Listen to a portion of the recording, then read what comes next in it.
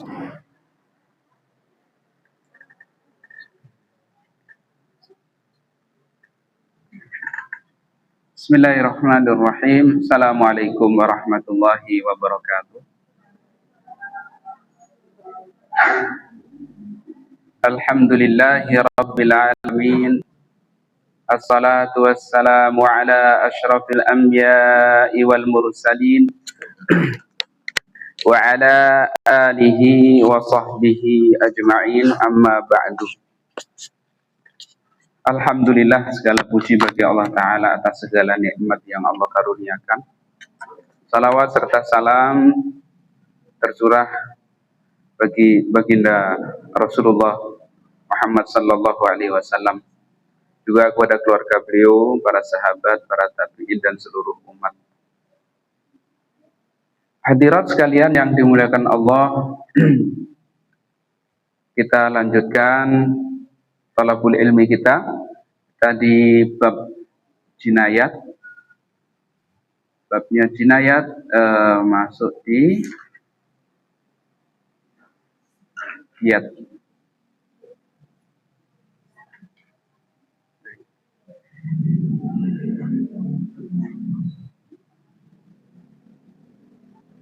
Bab diyat, bab tebusan. Kita mulai dari kitabnya.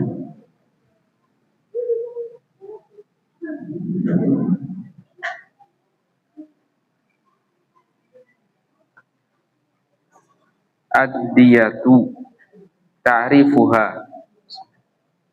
Ad-diyatu hiyal malul ladzi yajibu bisababil jinayati wa tu'adda ila al-majni alaihi aw waliyihi. Diyat itu adalah harta yang wajib.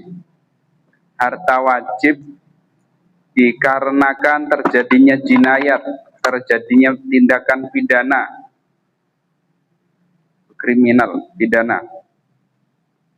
Dan tu'adda, dia itu dibayarkan kepada korban al-majni alaihi awalihi, atau wali korban.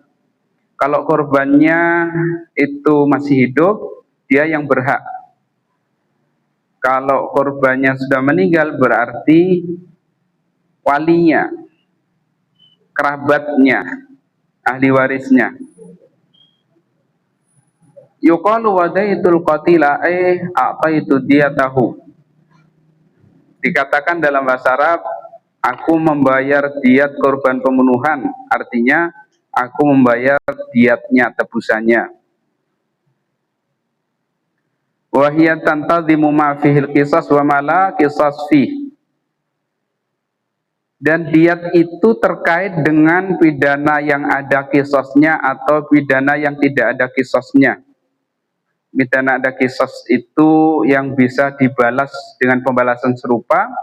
Yang tidak ada kisos, pidana yang tidak mungkin dibalas dengan serupa. Seperti contohnya terjadi patah tulang di tengah, bukan pada sambungan. Wa tusamma diyatu bil aqli. Kadang-kadang dia disebut al-aql. Aql itu bisa akal, bisa ikatan. Ikatan. Wa aslu dzalika anal qatil kana idza qatala qatilan jama'a diyata minal ibli fa aqalaha bi fina'i auliya'il maqtul. Kenapa disebut akal? Akal ini bukan berarti akal, tapi ikatan.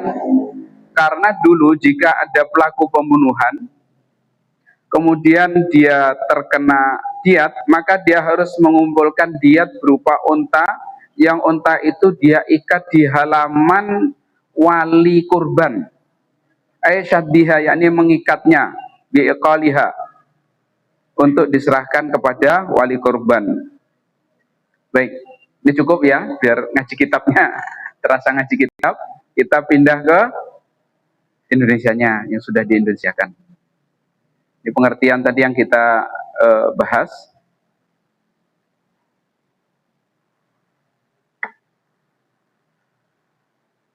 Dalil atas diat itu An-Nisa 92.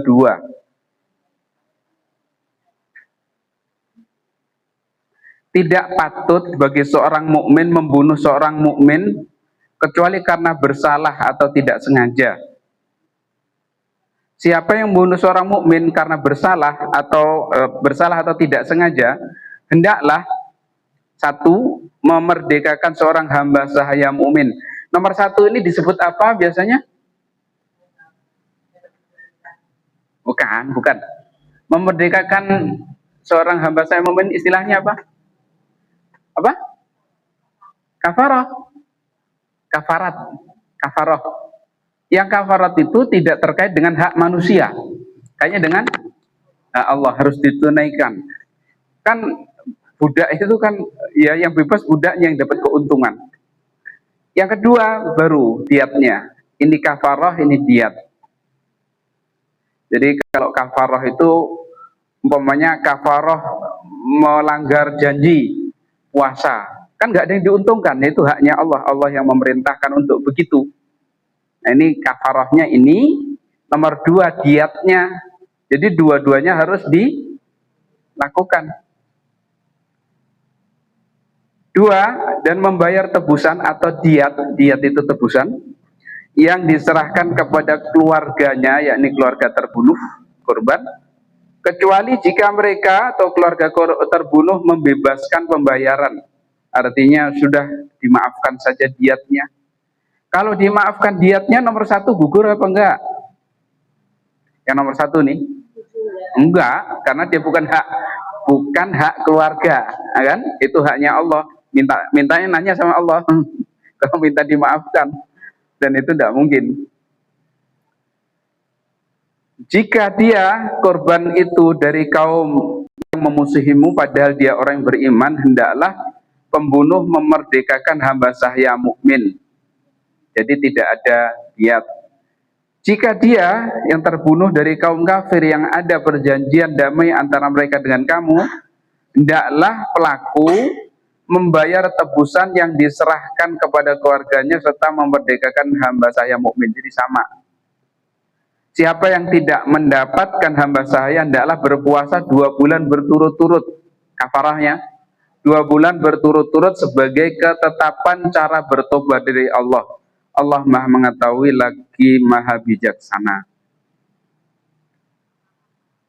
Ini dalil atas kewajiban adanya diat sekaligus penjelasan kafarat. Juga diperkuat dengan hadis dari Abdullah bin Amr. Hadis itu terjemahnya demikian. Nilai diat pada masa Rasulullah Sallallahu Alaihi Wasallam adalah 800 dinar atau 8.000 dirham. Dan diat untuk ahli kitab pada waktu itu adalah setengah dari diat kaum muslimin. Ini 800 dinar itu ukurannya apa sih? Emas. Ini harga apa? Kembali. Harga hewan apa? Hewannya. Kambing. Unta. Di masa Nabi itu sapi nggak terkenal. Nggak lazim. Jadi 100 unta sama dengan 800 dinar. Berarti 1 unta. Ayo yang dagang ini. Ya 8 lah. Waduh, budagang ini. Ya Bapak lihat, nggak apa-apa kita mereview matematika. 100 unta sama dengan 800 dinar. 1 untanya 8 dinar. Berarti kalau dengan dirham, 1 unta 80 dirham. 1 unta. Dan diat untuk ahli kitab pada waktu itu adalah setengah dari diat kaum muslimin. Jadi kalau korbannya non muslim, ahli zimmah, ahli kitab itu Yahudi dan Nasrani yang berada di kalangan negeri muslim saat itu, maka setengahnya nilainya. Dia berkata, si ini perawinya, maka demikianlah adanya hingga, jadi hukum ini berlaku sampai masa Khalifah Abu Bakar. Ketika sampai di masa Umar diangkat sebagai khalifah, beliau berdiri berkhutbah dan berkata, ketahuilah bahwa unta telah menjadi mahal, terjadi inflasi, Berarti inflasi itu ada walaupun menggunakan dinar dan dirham. Nah itu faktanya. Lihat harganya sekarang. Maka Umar menetapkan untuk pemilik emas 1000 dinar. Dari 800 jadi 1000. Yang dulu 8 dinar satu onta sekarang jadi 10 dinar. Alasannya apa? Ontanya jadi mahal. Karena ukurannya standarnya adalah onta. Bukan dinarnya. Jadi enggak sekian dinar, enggak sekian onta. Nah harga onta berapa? Begitu. Jadi sudah terjadi inflasi. Padahal menggunakan dinar dan dirham. Ini jadi pertanyaan kan banyak seruan kembali ke dinar yuk gitu kan. Itu sebenarnya juga kalau belajar di itu ya berisiko juga. Berisiko, ya semua berisiko ya.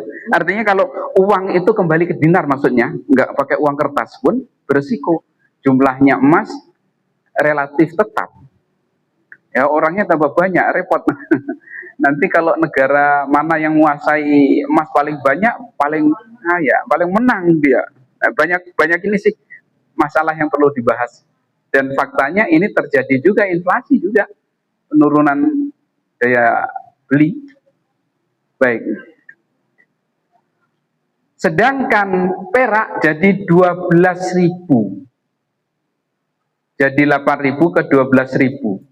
Ini kenaikannya setara apa tidak? Sini naiknya 2, ini kalau naik 2 harusnya 10 ya. Berarti dinar kenaikannya lebih cepat ya. Kenaikan perak, yakni turunnya daya beli, kekuatan belinya perak lebih cepat turunnya. Ya kan 8.000 kan dapat 100, sekarang 12.000 baru dapat. Oh berarti memang pergerakan emas sama perak itu ya sekarang juga ketahuan kan. Dulu itu lihat aja ini perbandingannya 1:10. 1:10. Di hitungan zakat mal kan gitu. 20:200 kan? Zaman Nabi. Berarti 1:10. Di masa siapa? Masa Umar sudah menjadi 1:1,2. 1:12 maaf. 1:12. Bukan 1:10. Sekarang 1 gram perak itu 50-an ribu. 1 gram emas 3 juta. Berapa kali itu? 1 banding berapa? Banding banyak, ya kan? Berarti penurunan perak ini lebih cepat gitu. Kalau emas pelan-pelan. Baik. Ya itulah kalau kita belajar ekonomi kan ngamasinya gitu. Jadi kalau ayo kembali ke dinar dirham nggak ada inflasi ya faktanya ada kok gitu. Faktanya terjadi. Baik.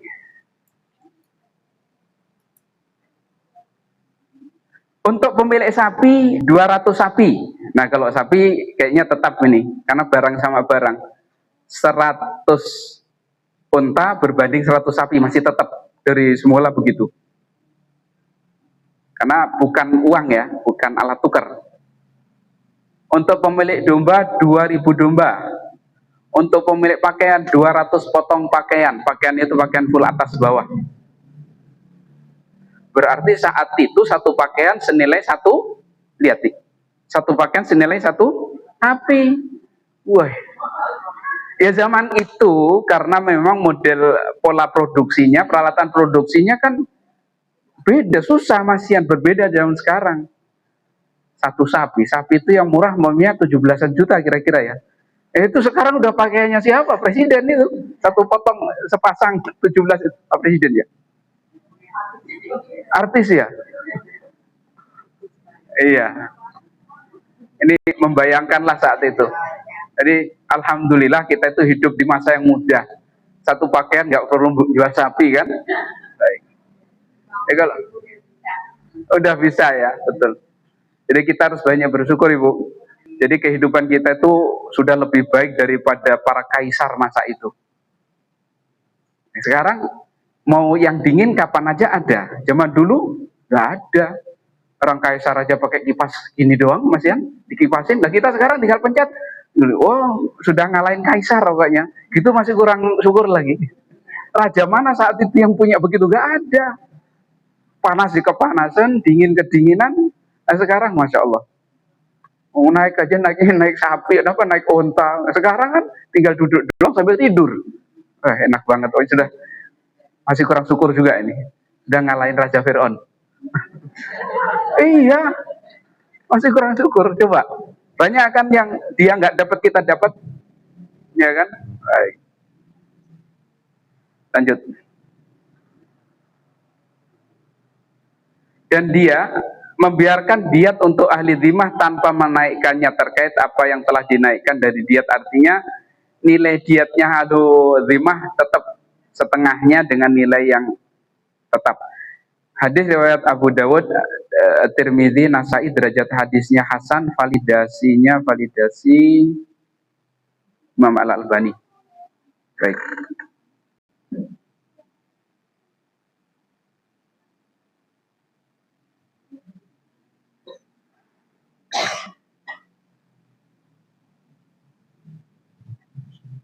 Imam Syafi'i berkata di Mesir, Imam Syafi'i kan terakhirnya di Mesir ya, meninggal di sana. Setelah mengelalang buana pernah sampai ke ujung Irak, terus di akhir hayatnya pindah ke Mesir. Dia menyatakan tidak diambil dari pemilik emas atau perak kecuali nilai harga unta, berapun harganya. Artinya tetap mengacunya ke harga unta. Harga unta berapa sekarang kalau Indonesia? Kemarin pekan lalu udah saya kasih tahu. Berapa? 100. 100.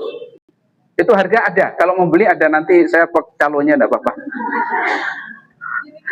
Ada di Jawa Timur. Cari di YouTube. Sudah ada yang ternak.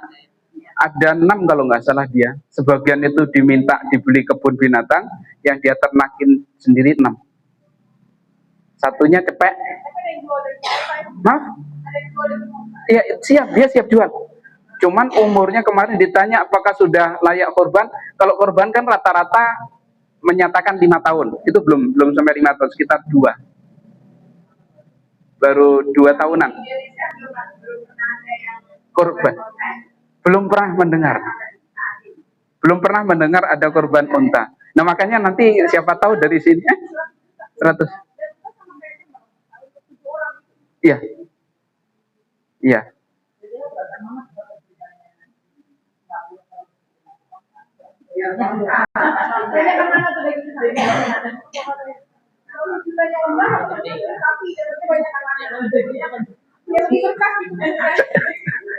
Sayangnya saya bukan pedagang. Kalau secara fisik kayaknya sih masih sapi ya kayaknya. Karena itu kan biaya transportnya yang mahal. Naik pesawat dia. Iya, dari sana. Diimpornya naik pesawat dan sudah melalui karantina. Oh, pesawat Bu. Pesawat. Yang ngomong yang punya kok. Cari di YouTube. Ternak unta di Mojokerto. Tapi bukan diternakan, itu ternak. Ini diternak. Memang sengaja di pembesaran, kalau ada yang membeli siap dijual. Baik, ya kapan-kapan boleh ke sana.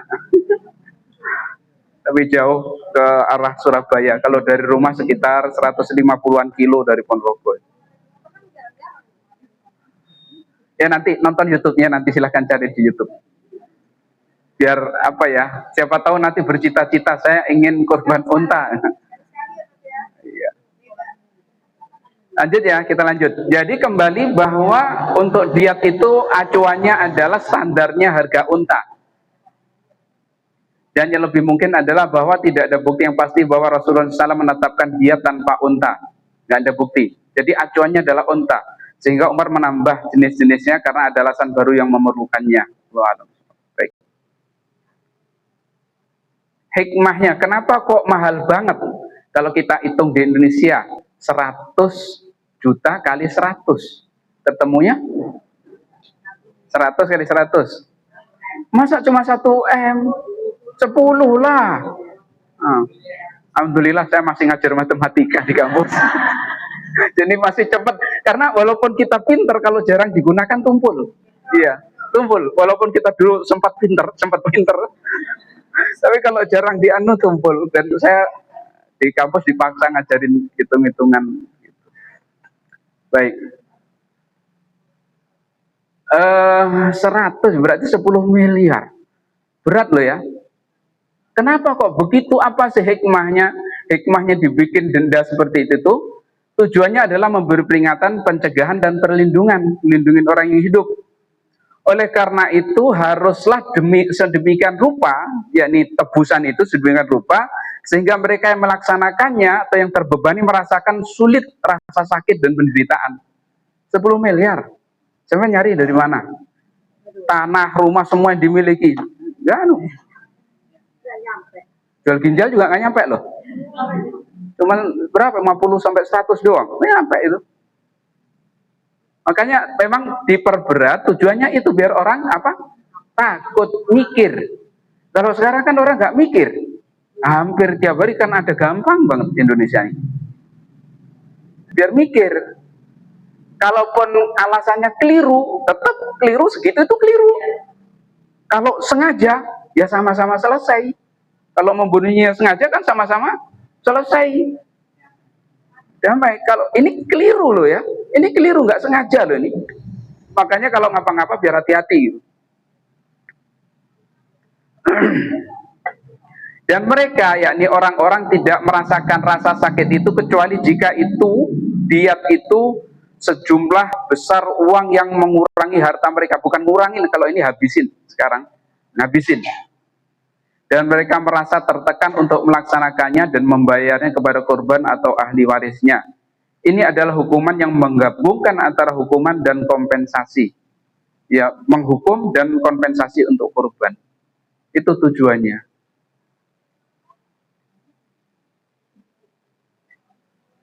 Jumlah diat ditetapkan dan ditentukan jumlahnya oleh Rasulullah SAW. Diat untuk seorang pria merdeka muslim.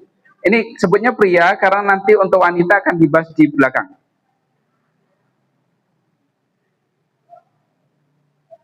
Seratus unta untuk pemilik unta, 200 sapi bagi pemilik sapi, 2000 domba untuk pemilik domba, 1000 dinar untuk pemilik emas. 1000 dinar ini di masa siapa tadi? Umar. Aslinya kan 800 tadi ya sebelumnya. 12.000 untuk pemilik perak, 200 untuk pemilik pakaian. Jadi tetap acuannya adalah aslinya ke unta. Aslinya ke unta. Maka jenis manapun yang disetorkan oleh orang yang wajib membayar diat, wali wajib menerimanya. Jadi umpamanya ada kasus terus pelaku bisanya salah satu dari ini harus diterima. Umpamanya dia punyanya 200 sapi bisa ngumpulin. Keluarga korban harus menerima 200 sapi. Lah saya taruh mana? Ya terserah kamu. Yang penting pelaku sudah bayar. Saya taruh mana? Siapa yang ngurusi? Diduitin aja. Enggak, saya bisanya ini kok. Itu artinya dengan yang jenis manapun yang disetorkan oleh orang yang wajib membayar diat, wali wajib menerimanya. Baik keluarga korban termasuk berasal dari kelompok yang memiliki jenis diat itu, artinya keluarga korban itu tukang gembala sapi atau tidak, ketika disetori sapi harus diterima. Soal bagaimana selanjutnya urusan sana. Kalau yang menerima itu memang orang biasa gembala sapi atau pelihara sapi, alhamdulillah cocok aja gitu. Baik. Karena pihak yang membayar telah memenuhi kewajiban dasarnya. Jenis pidana pembunuhan yang mewajibkan diat yang disepakati, ada pembunuhan keliru, mirip sengaja. Pembunuhan keliru itu apa? Definisinya ini ya definisi. Seseorang melakukan tindakan mubah, mubah itu boleh, tetapi ternyata efeknya mematikan orang. Itu melakukan tindakan mubah, tindakan itu boleh secara agama, tidak ada larangan sama sekali, tetapi berefek kematian orang. Yang biasa dicontohkan, kita gali sumur di tanah kita, kalau contoh-contoh klasik ya. Boleh nggak kita gali sumur? Boleh, tanah-tanah kita perlu. Ada orang nyemplung jatuh, meninggal, kena. Artinya kalau kita punya sumur harus nah itu kita perlu menjaga. Artinya menjaga keselamatan orang lain itu bagian kewajiban kita. Kalau enggak ya kena diat. Masang jebakan tikus pakai listrik di tanah-tanah sendiri, yang kena orang. Alasan keliru tidak cukup, karena ini ya keliru, namanya keliru. Maaf saya nggak niat, betul nggak niat. Kalau niat itu kena selesai gitu. Kira-kira naik mobil mubah apa haram? Gara-gara naik mobil numbur orang, kira-kira masuk sini nggak? Perbuatan mubah yang berefek kepada meninggalnya orang. Ya itu perlu ini, tapi secara garis besar bisa masuk karena naik mobil kan mubah, tapi efeknya mematikan orang itu.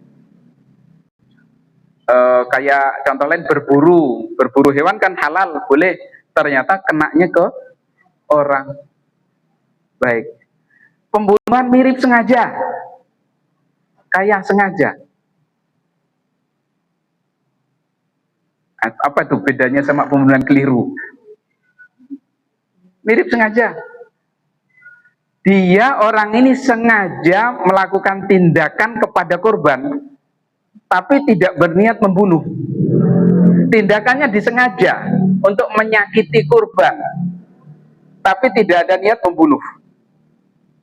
Contohnya, ngelempar batu sengaja, niat ngelempar dia, entah marah atau apa, kena lemparan, logikanya cuma dilempar batu kok. Iya, lemparnya kan sengaja, tapi membunuhnya tidak sengaja. Kan niat melempar itu mungkin karena marah, dan logikanya segini tuh harusnya nggak membuat orang meninggal. Nah itu mirip sengaja namanya. Kalau yang tadi gali sumur kan nggak ada kesengajaan untuk mentargetkan seseorang. Berburu nggak ada niat mentargetkan seseorang. Naik mobil juga tidak mentargetkan seseorang. Nah nanti beda kalau naik mobil sengaja biar jatuh ini jambretnya, terus gimana tuh? Nah itu kemarin kita bahas itu. Baik. Yang ketiga, pembunuhan sengaja yang dilakukan oleh bukan mukallaf. Jadi pelakunya nggak mukallaf, mungkin belum berakal, atau memang tidak berakal, atau masih kecil. Bukan mukallaf. Mukallaf itu ukurannya apa sih? Ukuran standarnya akil balik. Kalau mukallafnya bab ibadah nanti masuk Islamnya. Kalau sudah akil balik itu udah mukallaf. Umur 16 mukallaf belum? Sudah ya umumnya ya. Sudah bukan anak-anak lagi. Ya kan kalau kejadian banyak-banyak kan anak-anak itu ya, dianggapnya anak-anak itu sudah mukallaf. Tanggung jawab sudah full. Seperti orang gila, anak kecil, karena ukuran mukallaf itu standar awalnya adalah akal dan balik umurnya, itu aja. Dua itu bergabung berarti mukallaf. Pembunuhan sengaja ketika kehormatan korban lebih rendah dari pelaku.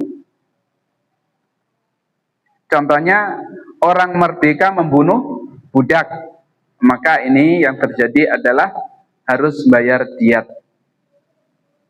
Ini contoh-contoh yang disebutkan. Ini yang nggak sengaja ada di buku, makanya orang tidur nimpa orang lain, ketimpa blek, mungkin ya tidurnya di atas bawah pakai ranjang, jatuh dari blek, udah selesai.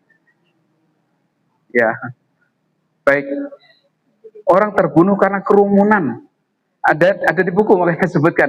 Orang berkerumun itu nggak sengaja niat bunuh orang kan, tapi ada yang meninggal gara-gara itu. Dimasukkan bab ini.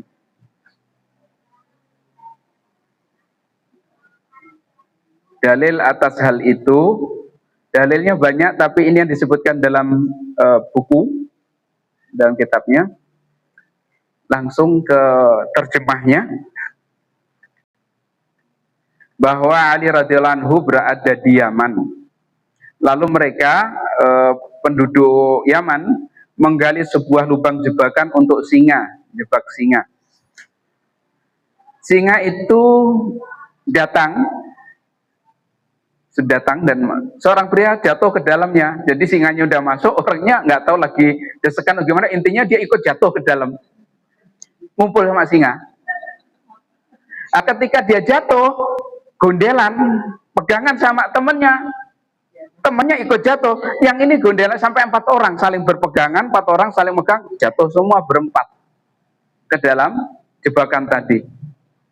Hingga mereka menjadi 4 orang singa, dan singa itu mereka di dalamnya dan mati di dalamnya. Dan ada yang keluarkan dan mati. Jadi ada yang meninggalnya di dalam, ada yang meninggalnya ketika sudah dikeluarkan. Perawi berkata, mereka berselisih tentang hal itu hingga mereka mengambil senjata, ribut, saling tuntut. Ini siapa pelaku utamanya? Apa orang pertama? Harusnya singa ya. Tuntut singa.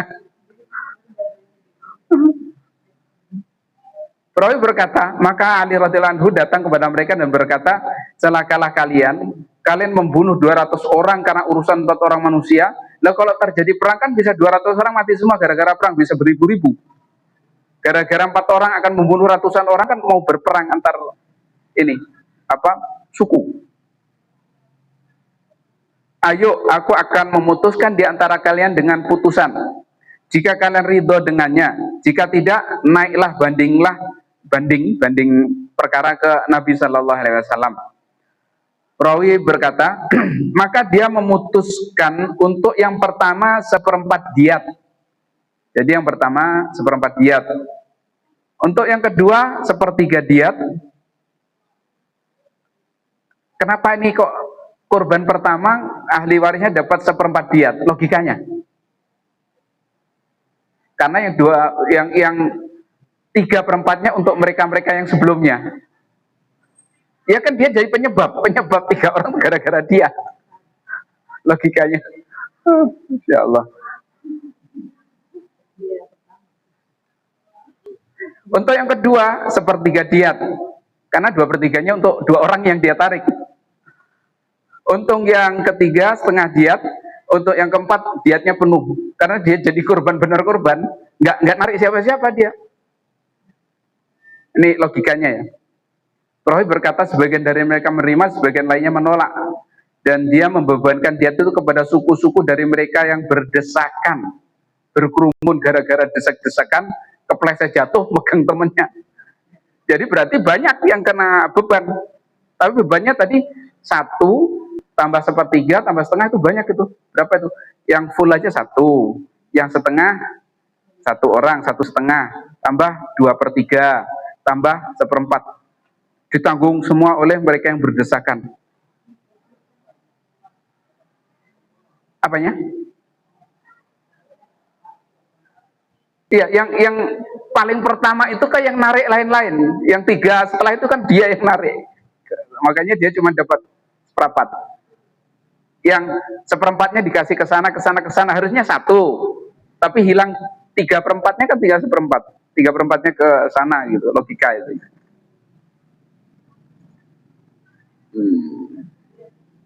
Terus berkata, maka mereka naik banding kepada Nabi Sallallahu Alaihi Wasallam. Bahaz berkata, ini perawi.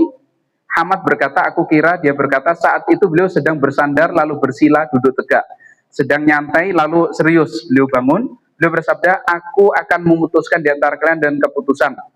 Maka beliau Sallallahu Alaihi Wasallam diberitahu keputusan Ali radhiyallahu anhu dalam kasus itu, dan perawi berkata Nabi melaksanakan keputusan Ali, artinya menguatkan putusan pengadilan Ali radhiyallahu anhu. Begitu. Naik bandingnya dia tetap nggak merubah. Hadis ini derajatnya sahih, validasinya Imam Ahmad Syakir.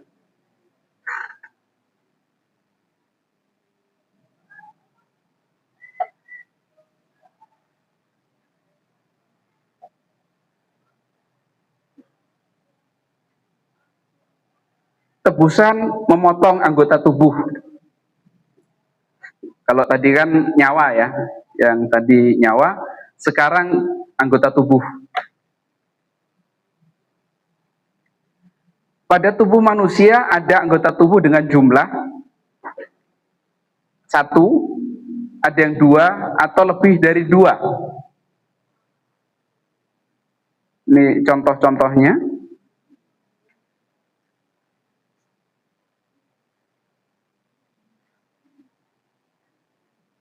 Ini jari dan macam-macam gigi. Ini gigi, jari masuk ke sini. Ini nanti akan menentukan jumlah diat. Ini diat tebusannya. Satu anggota tubuh jika merusakkannya, jadi hidungnya hilang, kepotong, maka diatnya adalah diat sempurna, berarti full. Satu hidung, satu diat full. Diat full adalah 100 unta. Full. Hidung, lidah, dan semacam itu.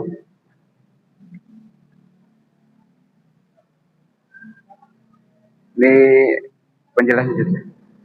Di antara alasan logikanya, lidah. Karena kalau lidah terpotong menyebabkan hilangnya kemampuan berbicara, yang mana berbicara itu membedakan antara manusia dan hewan. Jika merusakkan sebagian sehingga ia kehilangan kemampuan mengucapkan beberapa huruf, maka dia dihitung berdasarkan persentase huruf tersebut dari total huruf.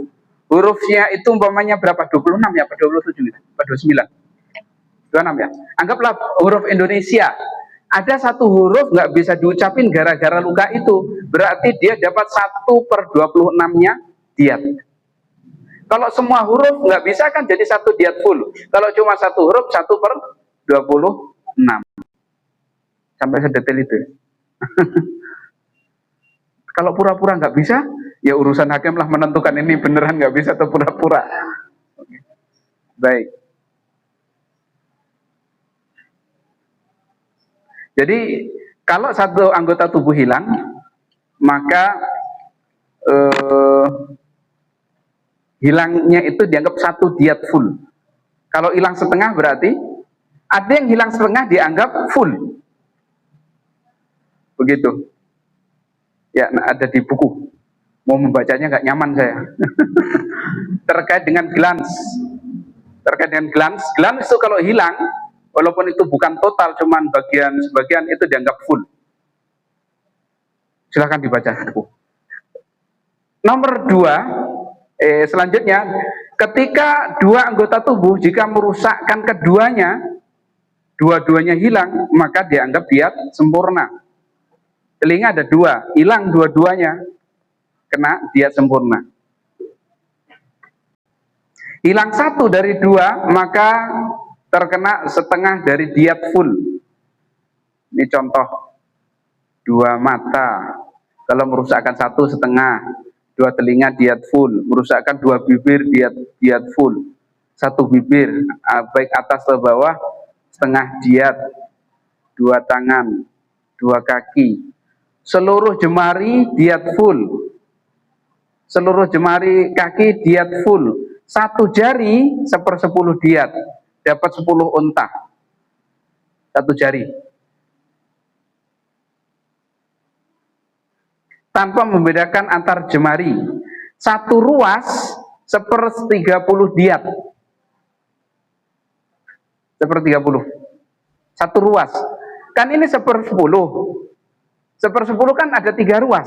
Kalau 1 ruas doang kepotong 1/10. Kecuali jempol, 1 ruasnya dianggap 1/20.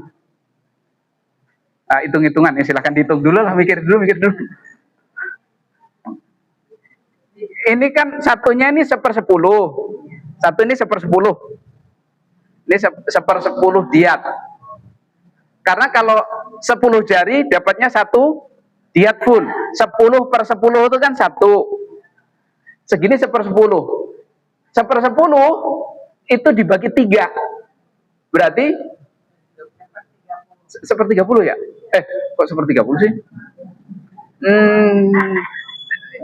3,3/10 itu sama dengan berapa kalau ke 30 nih? Mana yang matematika banget?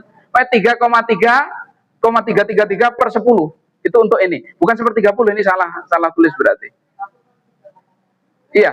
Berarti 3,33/10. Gitu ya? Nah, kan 10 bagi 3. Jadi 10 bagi 3. Ini kan ruasnya ada 3.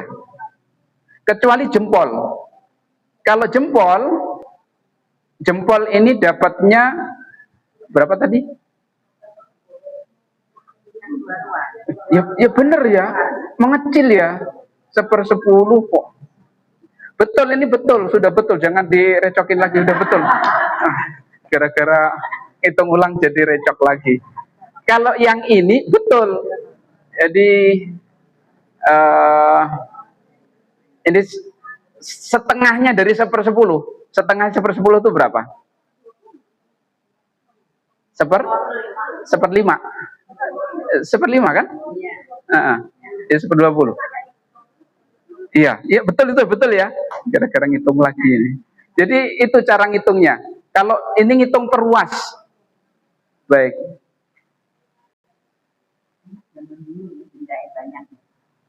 Dan selanjutnya.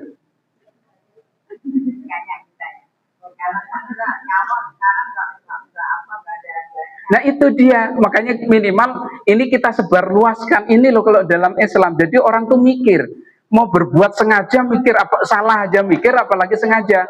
Melakukan sesuatu yang boleh, kalau berisiko menghilangkan nyawa, itu balasannya. Atau berisiko menghilangkan sebagian dari anggota tubuh, yaitu tadi. Hah? Maaf? Minimal kita tahu dan kita nanti serukan, ayo kita pakai ini loh.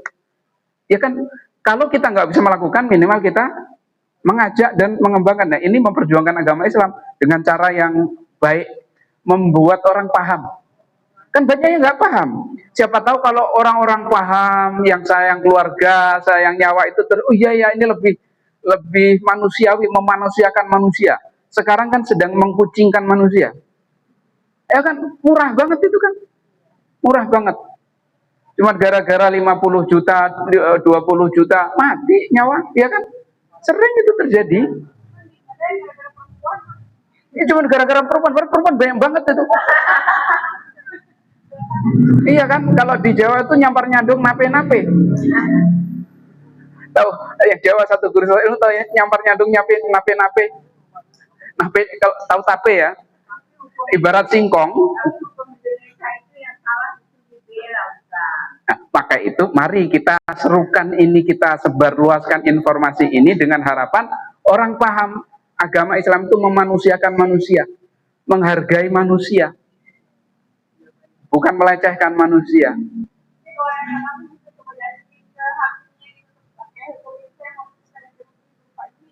Ya nggak apa-apa, ya kan boleh kita ngajukan. Coba diterima atau enggak terserah, yang salah kan dia akhirnya, karena dia yang nolak. Gitu, ngajukan artinya kalau informasi ini semakin banyak yang tahu, terus semakin banyak yang paham, terus tahu kebaikannya, siapa tahu banyak yang tertarik kemudian. Harusnya hakimnya ikut kajian ini, yang punya saudara-saudara hakim, saudara-saudara ini ya, kasih tahu. Biar mereka nggak semena-mena terhadap rakyat yang sudah punya uang. Iya, ya harusnya gitu memang. Makanya minimal ya kita sedikit-sedikit nanti yang punya kerabat-kerabat boleh ngasih tahu. Ya memperjuangkan agama itu memang nggak mudah. Semampu kita mampunya begini, ya inilah yang bisa kita lakukan untuk agama kita. Baik. Mohon maaf, sedang ada acara itu. Oh, bagi saja ya, nggak ke dalamnya. Iya. Iya. Iya.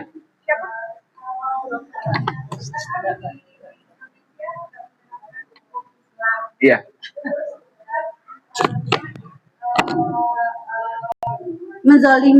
Menzolimi orang lain. Iya. Nah, terus kita nggak tahu kalau ternyata ada diatnya di situ. Terus kalau misalnya kita nggak tahu, terus kita udah meninggal dan orang yang kita zolimi juga udah meninggal, nanti di akhirat kita akan ditagih ya Ustadz dengan diat yang belum kita tunaikan itu. Kemungkinan begitu. Tapi kalau gini, kalau sama sekali tidak tahu, semoga Allah maafkan. Gini maksud tidak tahu itu seperti kasus itu loh ya. Kasus kalau pernah kita ceritakan, seorang wanita muslimah yang berapa waktu itu 30 tahun tidak pernah mengqadha puasa Ramadan saat haid karena dia mengira Karena dia mengira seperti sholat. Kalau haid kan sholat nggak wajib, puasa nggak wajib dong. Setelah 30 tahun baru sadar. Yang difatwakan para ulama apa? Ditanya wanita ini di mana? Kalau dia itu di lingkungan yang memungkinkan mendapatkan informasi dan ilmu dan dia tidak mencari, dia teledor dan bertanggung jawab full. Tapi kalau dia di tempat yang tidak ada kemungkinan mendapat informasi, dia dimaafkan karena memang tidak tahu, betul tidak tahu itu yang dimaafkan. Yang tidak ada kesempatan dapatkan informasi. Nah, sekarang informasi itu mudah, apalagi sampai punya HP, udah nggak punya alasan lagi. Saya nggak tahu kenapa nggak nanya. Ada Mbak Gemini, ada Mbak Mas Kelot, ada Mas, paling tidak yaitu paling tidak ada gambaran. Sekarang sudah sulit untuk mengeles, saya tidak tahu, sudah ada HP.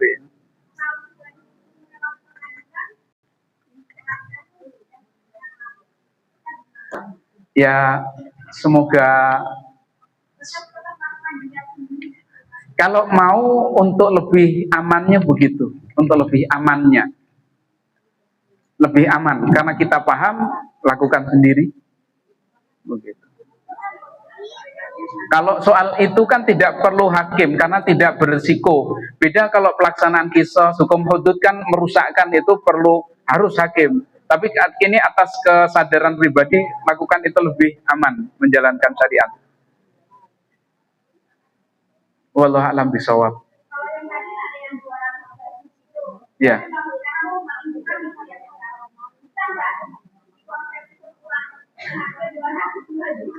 Ukuran aslinya onta sebenarnya. Berat ya. Berarti minta maaf. Kalau dimaafkan sama korban, saya bisa bayarnya cuman 500 juta. Udah berat ya 500 juta. Tolong yang lain dimaafkan ya gitu. Iya. Ya nggak damai 100%, tetap bayar semampunya. Kalau sampai kejar pun sama rumah tanah semua yang ini dijual pun nggak bakalan nyampe. Apalagi sekarang rupiahnya udah murah banget. Nggak nyampe mas, saya bisa cuma sekian. Ya paling minta maaf. Begitu, minta maaf. Kan terkait dengan hak manusia itu kan. Dan hak manusia itu kalau dimaafkan ya selesai. Berbeda dengan hak Allah Ta'ala. Gitu.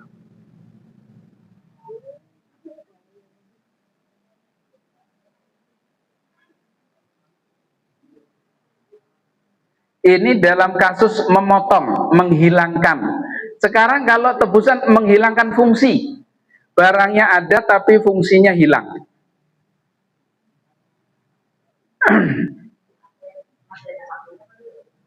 Iya, berarti ya sampah, kan? Gitu. Dibahas di sini.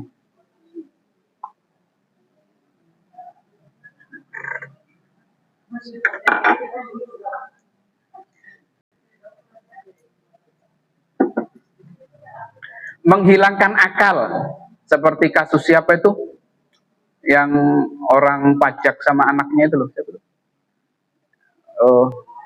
yang ya itulah, itu mungkin lebih tahu. Itu kan kalau menghilangkan akal, ini contoh, jika seseorang memukul orang lain sehingga menghilangkan fungsi akal, maka harus membayar diat penuh, full, 100 onta. Ini diantara hikmahnya karena akal adalah pembeda antara manusia dengan hewan. Udah hilang perbedaan itu, full. Indra, pendengaran, penglihatan, penciuman, perasa sama. Seperti kasus yang kena siraman air keras itu, hilang setengah, fisiknya masih, tapi itu ada luka juga loh, plus itu. Penglihatannya hilang setengah berarti ya kan full ya, setengah.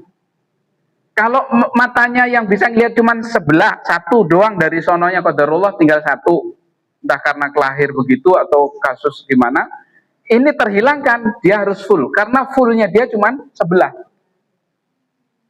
Kan harusnya hati-hati banget kalau orang paham ini kan, ya, yang punya tulisan Facebook, Instagram, masukin aja hal semacam ini, biar orang mikir, kalau enggak di akhirat sampai dituntut loh. Iya kan, kewajiban dia belum tertunaikan di dunia. Haknya orang. Haknya orang.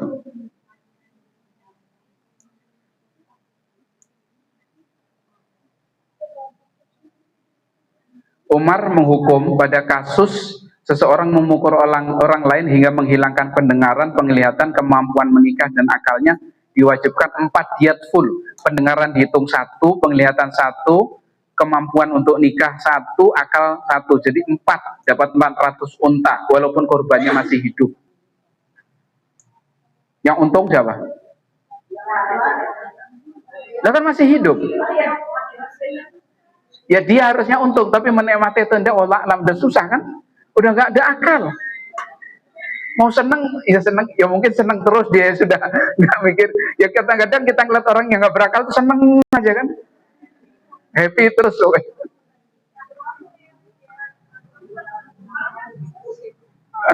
Ya, ya berapa tuh? Ya 40 miliar buat ngurusin nggak apa-apa lah ya, 40 miliar. Tapi harus paham yang ngurusi itu juga duitnya bukan punya dia, harus amanah ya. Ya kan dapat gaji ngurusi.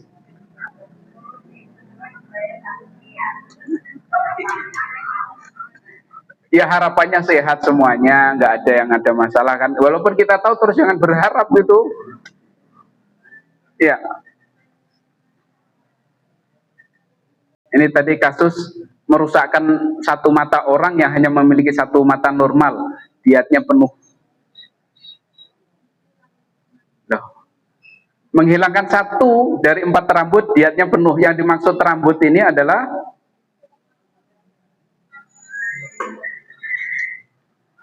rambut kepala, janggut, kedua alis, dan bulu mata. Iya, sampai segitu. 2 alis full, 1 alis setengah. Kalau yang dikerok itu menumbuh lagi nggak? Numbuh ya? Oh berarti nggak hilang. Kalau yang dikerok itu, wah, kasihan itu yang biasa bekerja di salon ya. Bulu mata, ada berapa bulu mata? 4. Ini maksudnya 4 posisi, 4 posisi. 1 doang seperempat. Sampai segitu ya. Iya, ya ada dalam bukunya. Kumis diserahkan keputusan Kodi. ini caranya gimana hitungnya? Hilang sebelah ya. Masya Allah.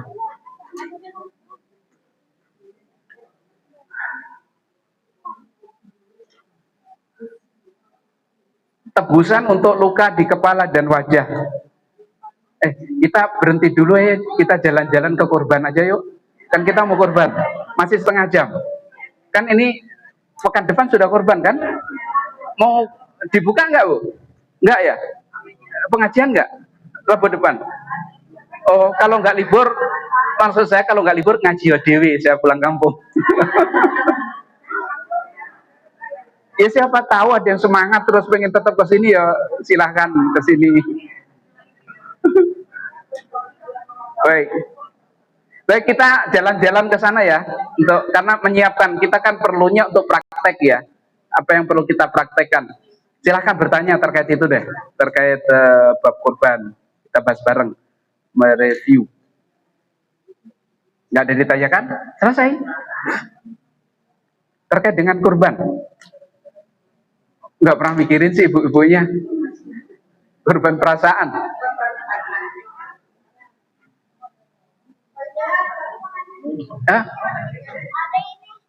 Siapa duluan?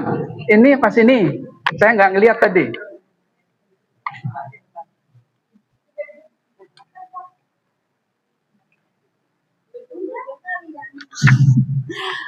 Assalamualaikum Pak Ustadz. Mau tanya, kalau misalkan kan suami kan lagi haji, kita yang di rumah tuh wajib untuk kurban lagi nggak? Kan biasanya kan atas nama dia, atas nama kepala keluarga. Karena lagi haji kita harus misalkan memang ada niat pengen kurban atas nama dia, apa mendingan atas nama keluarga yang lain aja, misalkan istrinya atau anaknya gitu. Terima kasih. Baik. Pertama, hukum korban wajib apa sunnah muakkadah? Sunnah muakkad. Mayoritas menyatakan sunnah muakkadah. Sunnah muakkadah itu sunnah yang mendekati wajib. Yang menyatakan wajib itu di mazhab Imam Abu Hanifah. Bersyarat wajibnya. Wajib bagi yang mampu. Apa batasan mampu di Imam Abu Hanifah? Yang mampu itu yang memiliki harta senilai zakat mal 85 gram emas. Punya 85 gram emas, kelebihannya bisa membeli kurban, itu wajib di Imam Abu Hanifah. Jadi itu tidak asal mampu gitu bahasanya ya, begitu. Mayoritas menyatakan sunnah muakkadah. Dalam kasus seperti ini bisa saja kalau mau, kalau biasanya atas nama keluarga, satu orang atas nama keluarga, ya bapaknya aja kirim. Ntar ini korban saya ya, kan orangnya nggak harus hadir di tempat. Iya, nggak harus hadir di tempat, bisa. Bisa aja, begitu. Iya. Kalau yang bisa diniatkan, disepakati ulama, diniatkan untuk seluruh keluarga itu kambing atau domba, itu nasnya muncul. Kalau sapi, diskusional. Apakah boleh korban sapi diniatkan satu keluarga gitu? Tidak ada muncul dalil terkait itu. Yang ada adalah satu kambing untuk seseorang dan ahli baitnya, begitu. Sapi atau masing-masing meniatkan.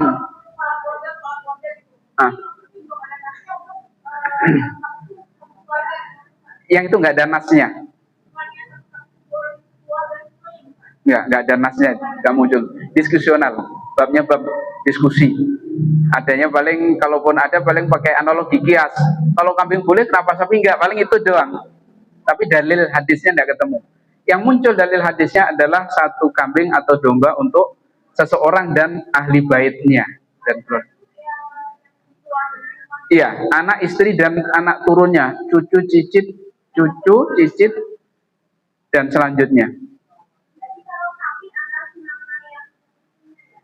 Atas nama si A doang, titik itu, iya, titik. Apakah bisa menggandeng keluarganya? Yang itu saya sebutkan diskusional, tidak ada nasnya. Adanya hanya kias, logika. Kalau kambing boleh, sapi boleh dong, itu kata logika saja ya, bukan kata nas ya.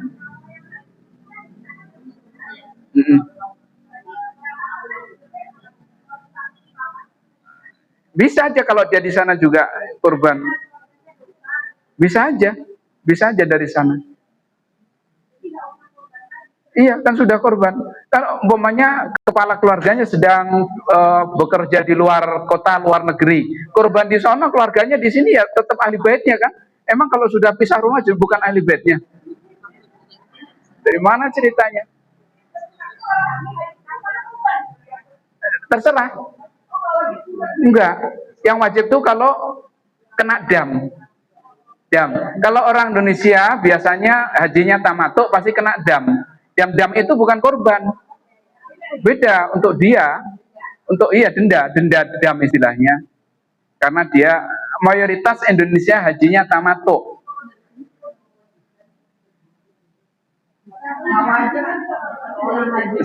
Sebentar, satu-satu dulu. Gimana Ibu? Nanya. Masih terkaitin atau beda? Ya, karena Ibu korban. Gini Ustadz, ini korban. Ibu kita tuh selama hidupnya Afan belum pernah korban. Tapi beliau sudah wafat. Terus anaknya, sebagai anak contohnya saya, itu melafalkan, menghadiahkan untuk khususan ibu dan sudah meninggal, itu boleh atau tidak Ustadz? Itu aja pertanyaan saya. Akhirul salam. Syukran Ustaz. Assalamualaikum. Assalamualaikum warahmatullahi wabarakatuh. Jawabannya kita baca bareng ya. Kurban pada dasarnya perintah syariat atas orang yang hidup. Adapun mayit, maka tidak ada kewajiban korban atasnya kecuali jika ia pernah berwasiat atau bernazar. Jika berkorban atas mayit tanpa wasiat darinya, nggak ada wasiat, nggak ada ini, babnya bab diskusional. Bisa iya, bisa tidak. Ada yang menyatakan sah, ada yang menyatakan tidak sah kecuali ada wasiat, ada yang menyatakan makruh, dan masing-masing bisa. Ini bab diskusional. Sebentar kita bertanya dulu, niat kita ketika berkorban atas nama orang tua yang sudah meninggal, niatnya apa sih? Niatnya apa? Tujuan motivasinya? Dapat pahala.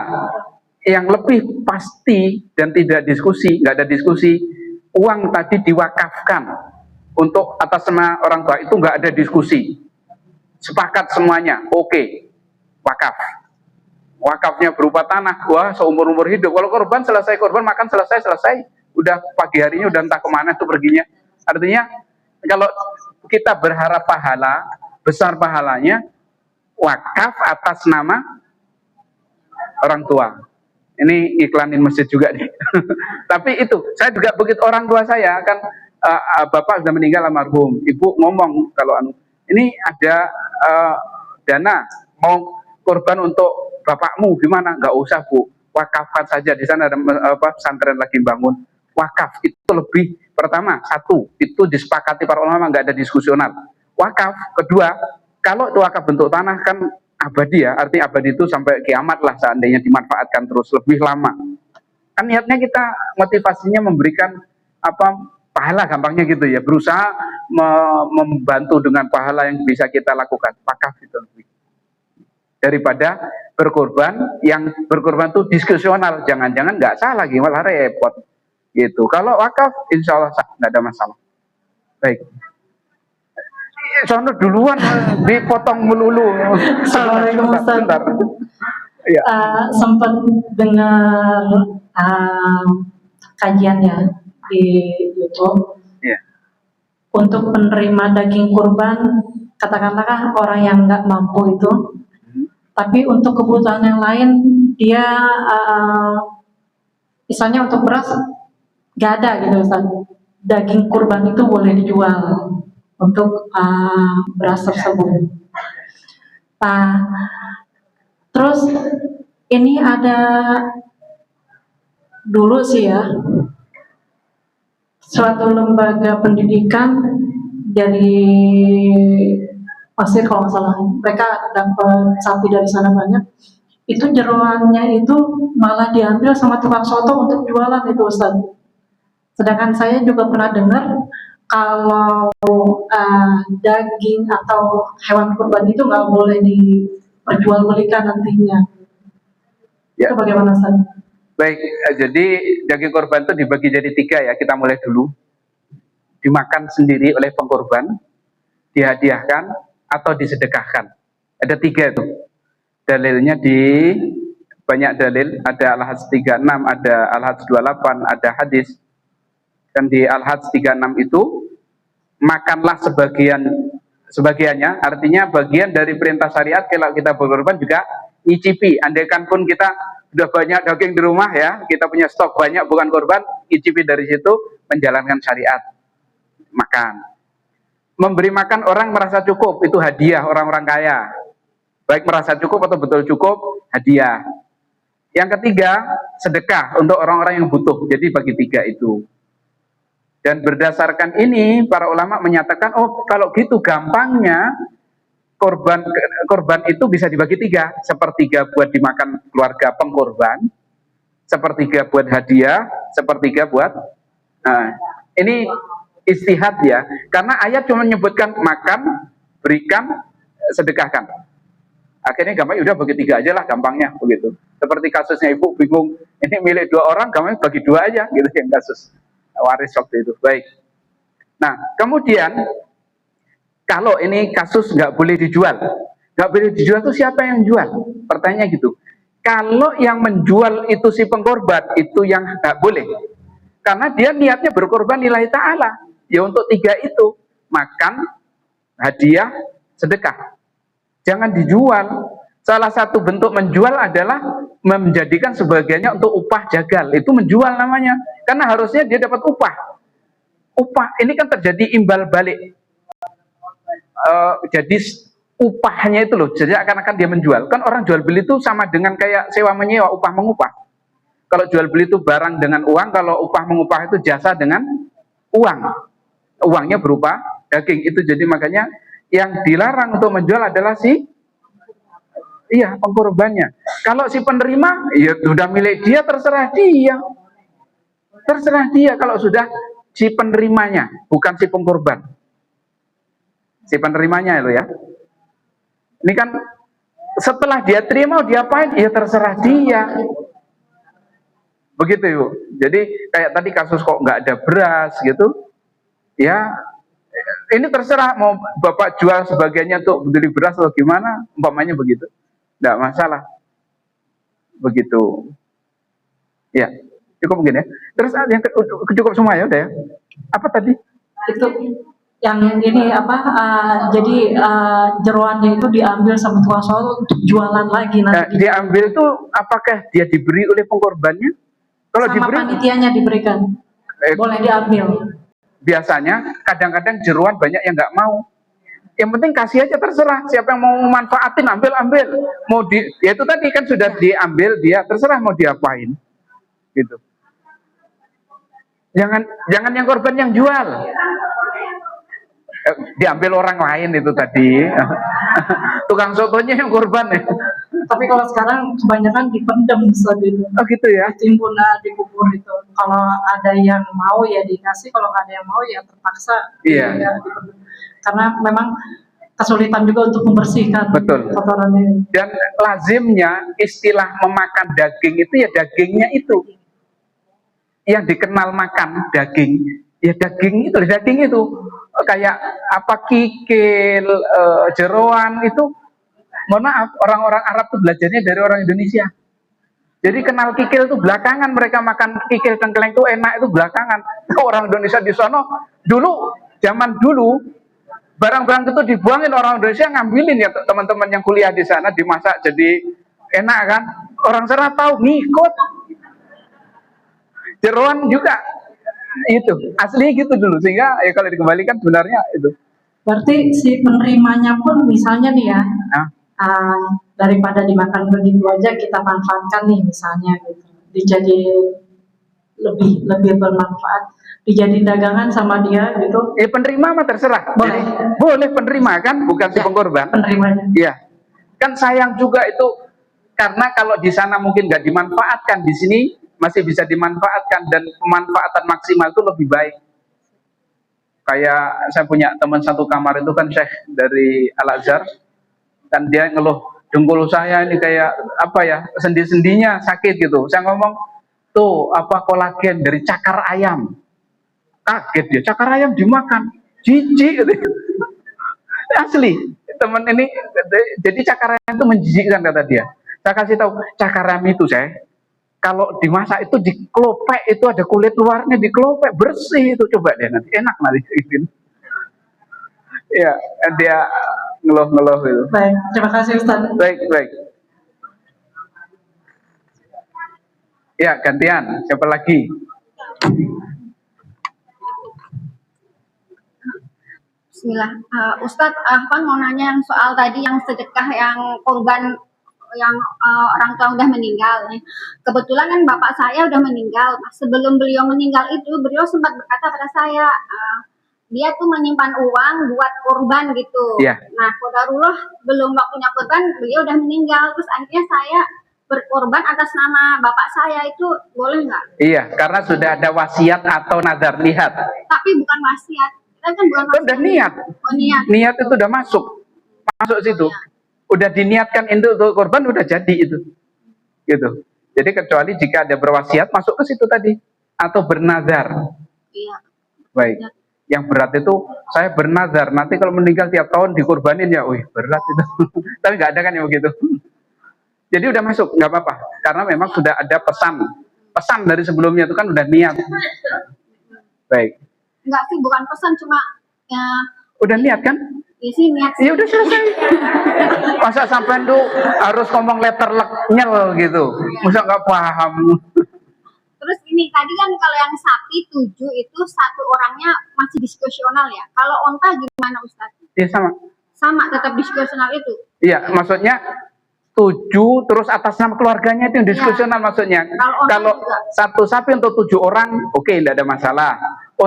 Satu onta untuk 7 orang, tidak masalah. Tapi kemudian yang jadi masalah kalau diniatkan, saya 1/7 sapi dan meniatkan seluruh keluarga, itu yang didiskusikan. Kalau satu sapi untuk seluruh keluarga boleh. Nggak ada juga nasnya, diskusional. Satu sapi, satu orang nyembelih sapi, korban sapi diniatkan saya dan keluarga. Itu yang bab diskusional juga. Nasnya nggak ada. Yang menyatakan boleh, argumennya hanya logika. Kalau kambing yang kecil aja boleh, masa sapi sendirian nggak boleh? Itu yang digunakan logika itu aja. Kalau onta juga Ya, sama sama. seperti sapi. Sama. Sekarang gini, terus kalau panitia korban apakah boleh meminta jatah daging kurbannya gitu? Panitia. Gini, jadi panitia sama pengkorban itu hubungannya apa sebagai apa? Kita harus jelas. Biasanya antara pengkorban dan panitia itu adalah antara wakil dan pemberi perwakilan, muwakil namanya. Jadi panitia hanya mewakili si pengkorban dalam hal prosesnya lah, ya mulai dari motongnya segala macam, distribusinya. Si wakil sendiri posisinya kayak manusia biasa itu yang punya hak, mungkin dapat hadiah. Kalau dia orang berkecukupan, dia juga mungkin dapat sedekah. Dia kan cuma mewakili, bukan dia yang berkorban. Dia punya jatah, punya kesempatan menerima hadiah, punya kesempatan menerima sedekah. Sehingga kalau panitia kok dapat hadiah dari para pengorban, selesai hadiah itu. Oh, boleh ambil jatahnya gitu ya? Istilah jatah kan istilah sini. Jatah orang itu yang bukan korban, jatah mereka adalah baik hadiah atau sedekah, ya kan? Siapa yang punya jatah? Ya mereka yang bukan korban itu. Jadi beda dengan tukang jagalnya, beda ya? Beda. Kecuali kalau panitia sendiri yang belah dari tukang jagalnya yang ngurusin itu. Kan panitia biasanya kalau yang terjadi di di masyarakat kita ini penjagal, kalau yang di masjid sana itu nyewa tim, sini juga nyewa tim kayaknya, nyewa tim ini, tim kan, kemarin cerita ada beberapa tim diputus karena ada yang, mohon maaf ya, banyak plastik kayak sampah. Pak siapa kemarin cerita, Pak Medi, diambil lah isinya daging, campur sama sampah gitu. Aduh, kadang-kadang juga ada juga yang loncat pagar, wing, di belakang ada yang nerima sudah. Ya tim itu, kalau panitia nggak ada yang begitu. Kalau panitia sekalian tukang jagal, nggak boleh ya? Kalau gini, jagal itu kan dapat upah. Ketika dia dapat upah di luar dari hadiah, dia masalah. Umpamanya si jagal itu dapat upahnya sekali motong 1 juta. Dia tujuh masuk kantong. Selesai itu si pengkorban, Pak, buat bapak sebagai apa? Hadiah. Dia masalah. Enak aja nggak boleh. Ini mas, nggak double lah. Orang ini satu kerja, ini satu hadiah. Jadi penjagal pun memiliki peluang mendapat hadiah atau sedekah. Jangan nyuri itu, nyuri. Oh nggak nyempong korban kok. Untuk sudah berapa tim katanya dipecat dari sini? Ada 3 atau 3 tim mungkin sudah rombongan diputus. Sampai ada cerita itu kemarin cerita, tokohnya di situ bawa tas, dipanggil sama adalah saya nggak sebut namanya, Pak tolong Pak kesini sebentar. Baru diajak masuk ke ruangan udah gemeter, nggak apa-apa Pak, saya cuma pengen lihat tasnya. Bener 1 tas penuh, gemeter. Akhirnya nggak apa-apa Pak, tapi jangan diulang lagi Pak, ini boleh dibalikin, nggak diramein, nggak. Cuma ngambil doang. Ini cuman ya diam-diam antara si panitia sini sama itu aja. Itu apa ya, orang-orang nggak sadar ya. Masya Allah. Baik, cukup ya. Jadi penjagal bisa dapat upah, harus dapat upahnya di luar dari hewan korban. Setelah dapat upah, kok dia dapat hadiah, ya silahkan. Kalau dia termasuk fakir, dapat sedekah, silahkan. Tapi itu bukan upah. Yang jadi masalah, dikasihnya jatah banyak sekaligus jadi upah, itu yang jadi masalah itu loh. Nah itu yang jadi masalah nanti, yang jadi masalah itu.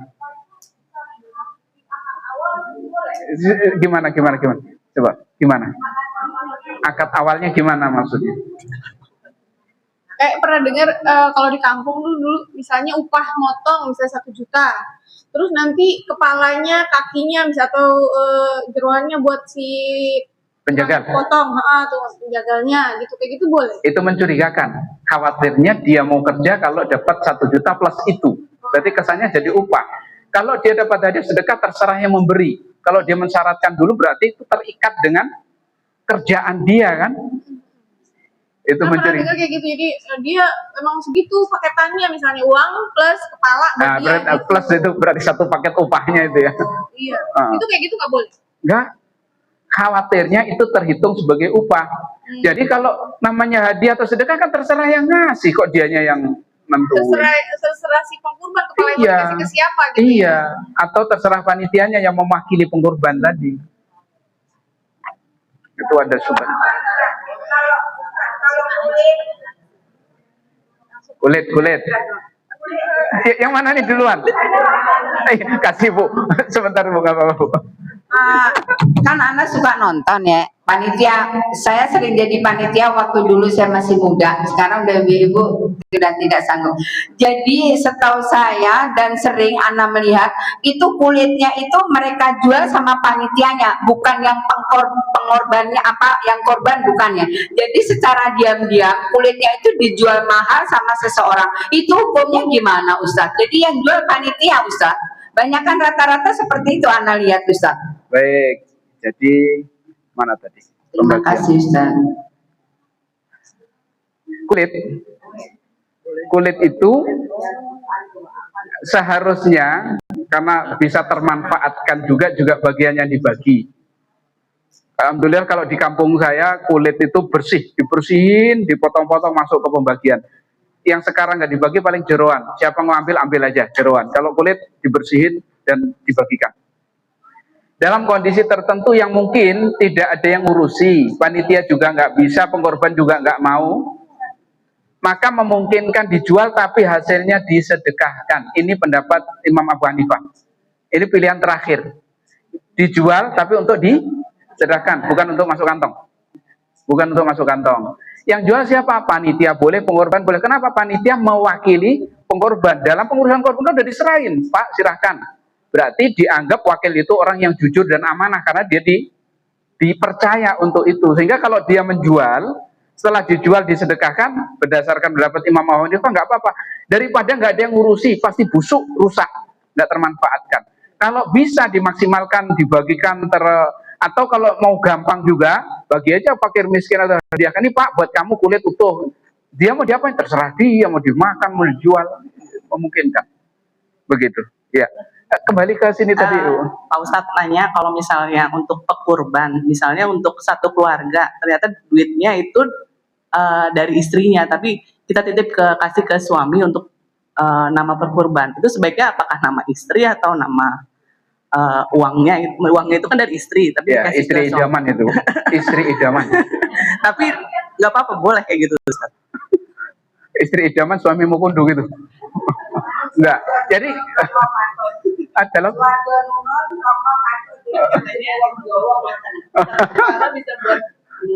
baik. Jadi ya kalau memang begitu, kalau korbannya tadi anggap asumsikan kambing atau domba kan bisa satu kepala keluarga plus ini, kasih aja ke bapaknya.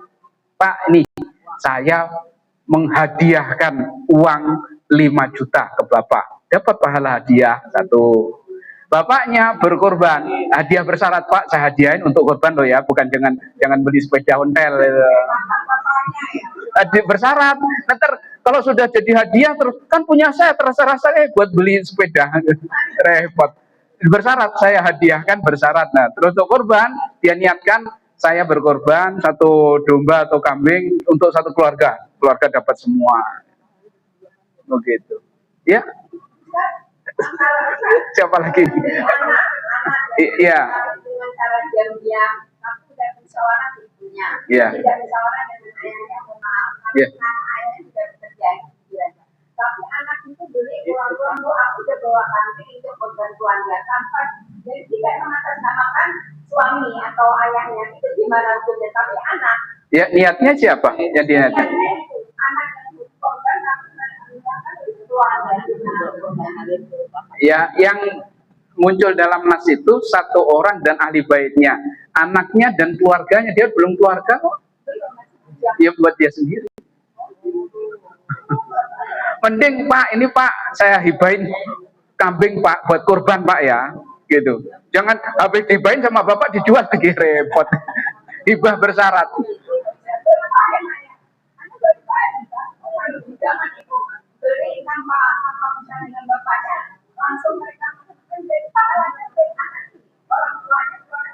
Ya, kan ahli bait dia tuh dia, istri dan seluruh anak turun, bukan ke atas, ke bawah.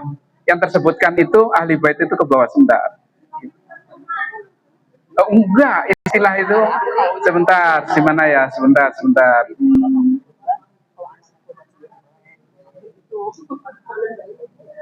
Penjelasan ahli bait.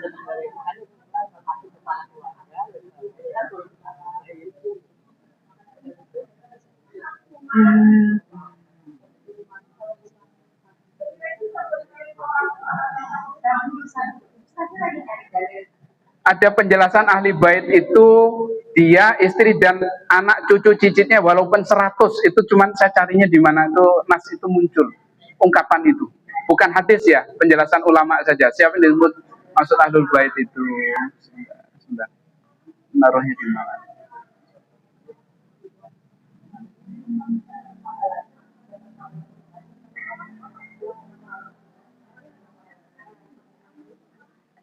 Kenapa?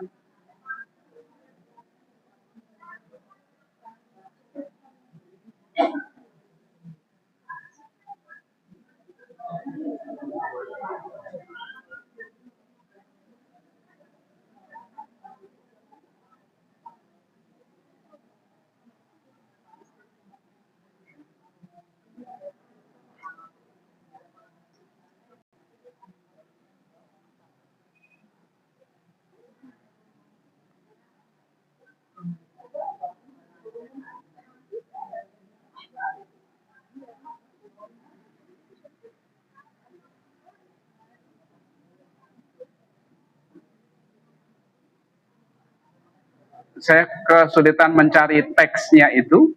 Jadi pernah terbaca bahwa ahlu bait itu satu orang laki-laki, istrinya dan anak turun ke bawah, walaupun jumlahnya ratusan, bahasanya begitu.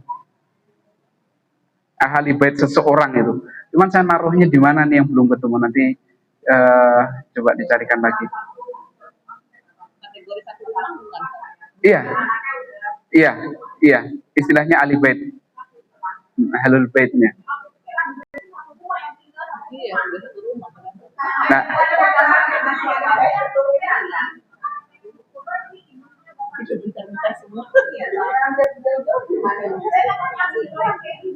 oh itu pengertiannya ya.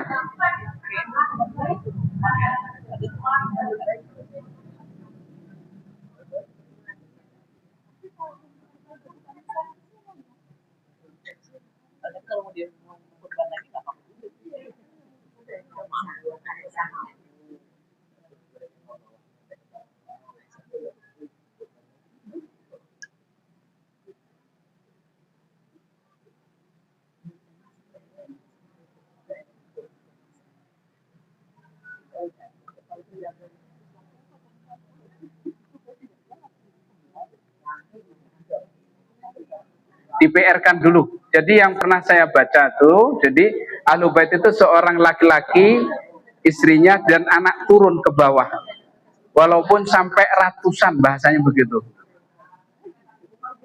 Bisa.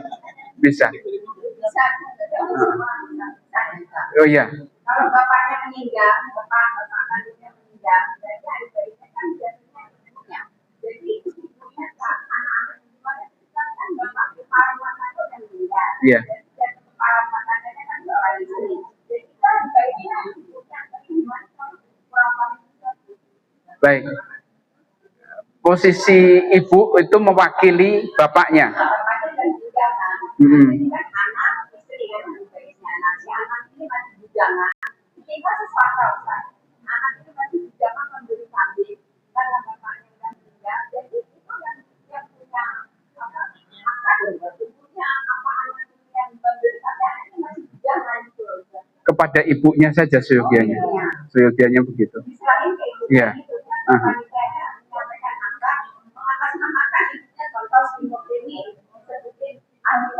Nggak disebutin juga nggak apa-apa, diniatkan. Loh, kalau anak cucunya 100 kasihan yang beleh.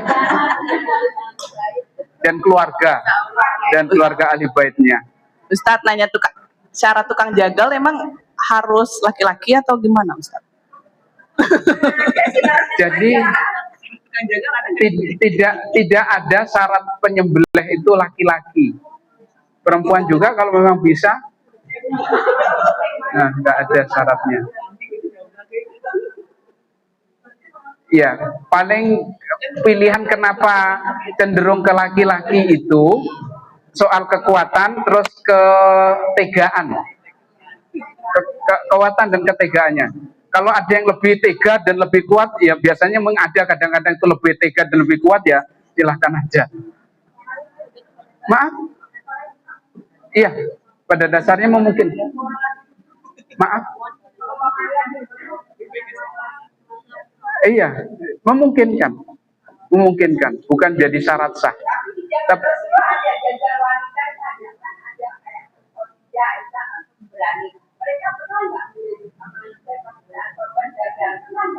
belum, tidak teriwayatkan dalam fikih, tidak ada syarat sah penyembelih itu laki tak tersebutkan. Syarat sah loh ya. Kalau dipilih afdolnya laki-laki, ya lebih afdolnya aja. Kalau bibitnya Nabi bukan jagal hewan, jagal manusia. Waktu perang, Ibu Sofia nih ya, Sofia itu jagal orang Yahudi yang ngelimpe.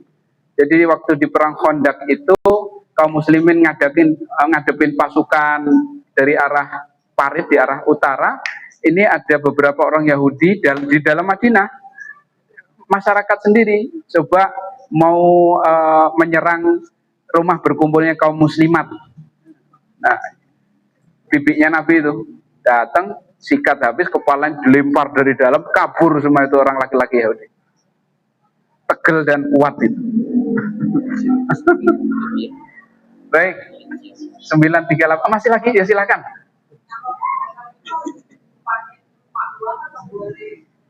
Nggak harus uang, boleh barang, boleh uang, karena namanya upah itu bebas, diupahin beras. Tapi ya itu tadi dalam kasus menjagal, upahnya jangan bagian dari korban itu, di luar itu.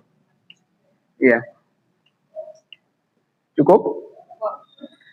Iya, kulit, iya kulit.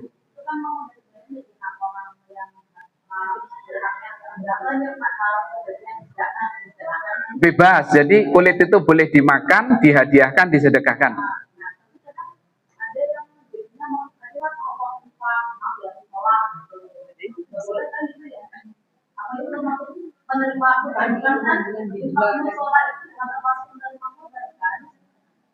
Karena sedekah itu ke fakir miskin, seyogianya tidak ke situ. Iya.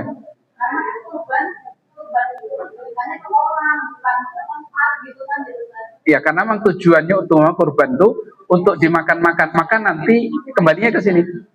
Di 10, 11 sampai 13 itu hari makan-makan, hari senang-senang, nggak boleh puasa. Makan-makan. Tujuannya adalah ketika ada daging itu untuk dimakan, untuk senang-senang, bukan untuk dijual-jual. Aslinya itu, makanya yang mengizinkan menjual tadi Imam Abu Hanifah tentunya ini dipersempit dalam kondisi nggak ada yang mau makan, nggak ada yang mengurusi, daripada mubadir. Dipersempit ke sana. Kalau masih ada yang mau makan, ada yang mengurusi, mending itu dimakan. Makanya kata menjual itu sangat dipersempit sekali. Kalaupun ada itu tadi Imam Abu Hanifah, dan itu pun arahnya hasilnya kan untuk sedekah, dibatasi banget. Misalnya udah dapat hasilnya dari hasil kulit yang dijual, atau mungkin karena kan bentuknya jadi apa itu sih yang buat beduk itu loh, Ustadz. Oh iya. Nah, itu kan ini kan dapat uang kan dari situ. Iya. Nah uang itu disampaikan lagi ke fakir miskin atau mungkin yang lebih berhak dari yang penerima kurban itu ya. Iya, itu yang lebih utama. Dalam kondisi darurat nggak ada ngurusin kulit, nggak ada yang mau makan, jual aja, yang hasilnya nanti disedekahkan. Berarti tadi intinya hasil dari penjualan kulit misalnya langsung ke uangnya itu langsung dibikin berupa bentuk makanan lagi, mungkin langsung dibagiin gitu. Bisa makanan, bisa langsung uangnya kasih kepada, kan bahasanya sedekah itu kan bisa langsung. Berarti nggak masuk ke kayak kas masjidnya? Seyogianya enggak, karena untuk hari makan-makan, hari senang-senang. Jadi di Idul Adha itu jangan ada yang sedih, ada yang jangan nggak makan daging, kecuali yang memang bermasalah kesehatan. Dan dihabiskan itu semuanya, Tete, kalau bisa dimaksudnya ya kayak sedekahnya itu pun kalau bisa diselesaikan gitu di 3 hari tasrik itu kali ya. Maksudnya kan hasil penjualan kulit dibeliin bisa masih ada waktu jeda besoknya untuk diselesaikan gitu, dihabiskan lah intinya. Nggak dibatasi sih. Oh, enggak. Soal menyimpan daging, dulu sempat Nabi SAW melarang menyimpan daging lebih dari 3 hari. Kemudian para sahabat kemudian bertanya, apakah tahun ini masih seperti tahun itu? Artinya tahun itu nggak boleh nyimpan lebih 3 hari.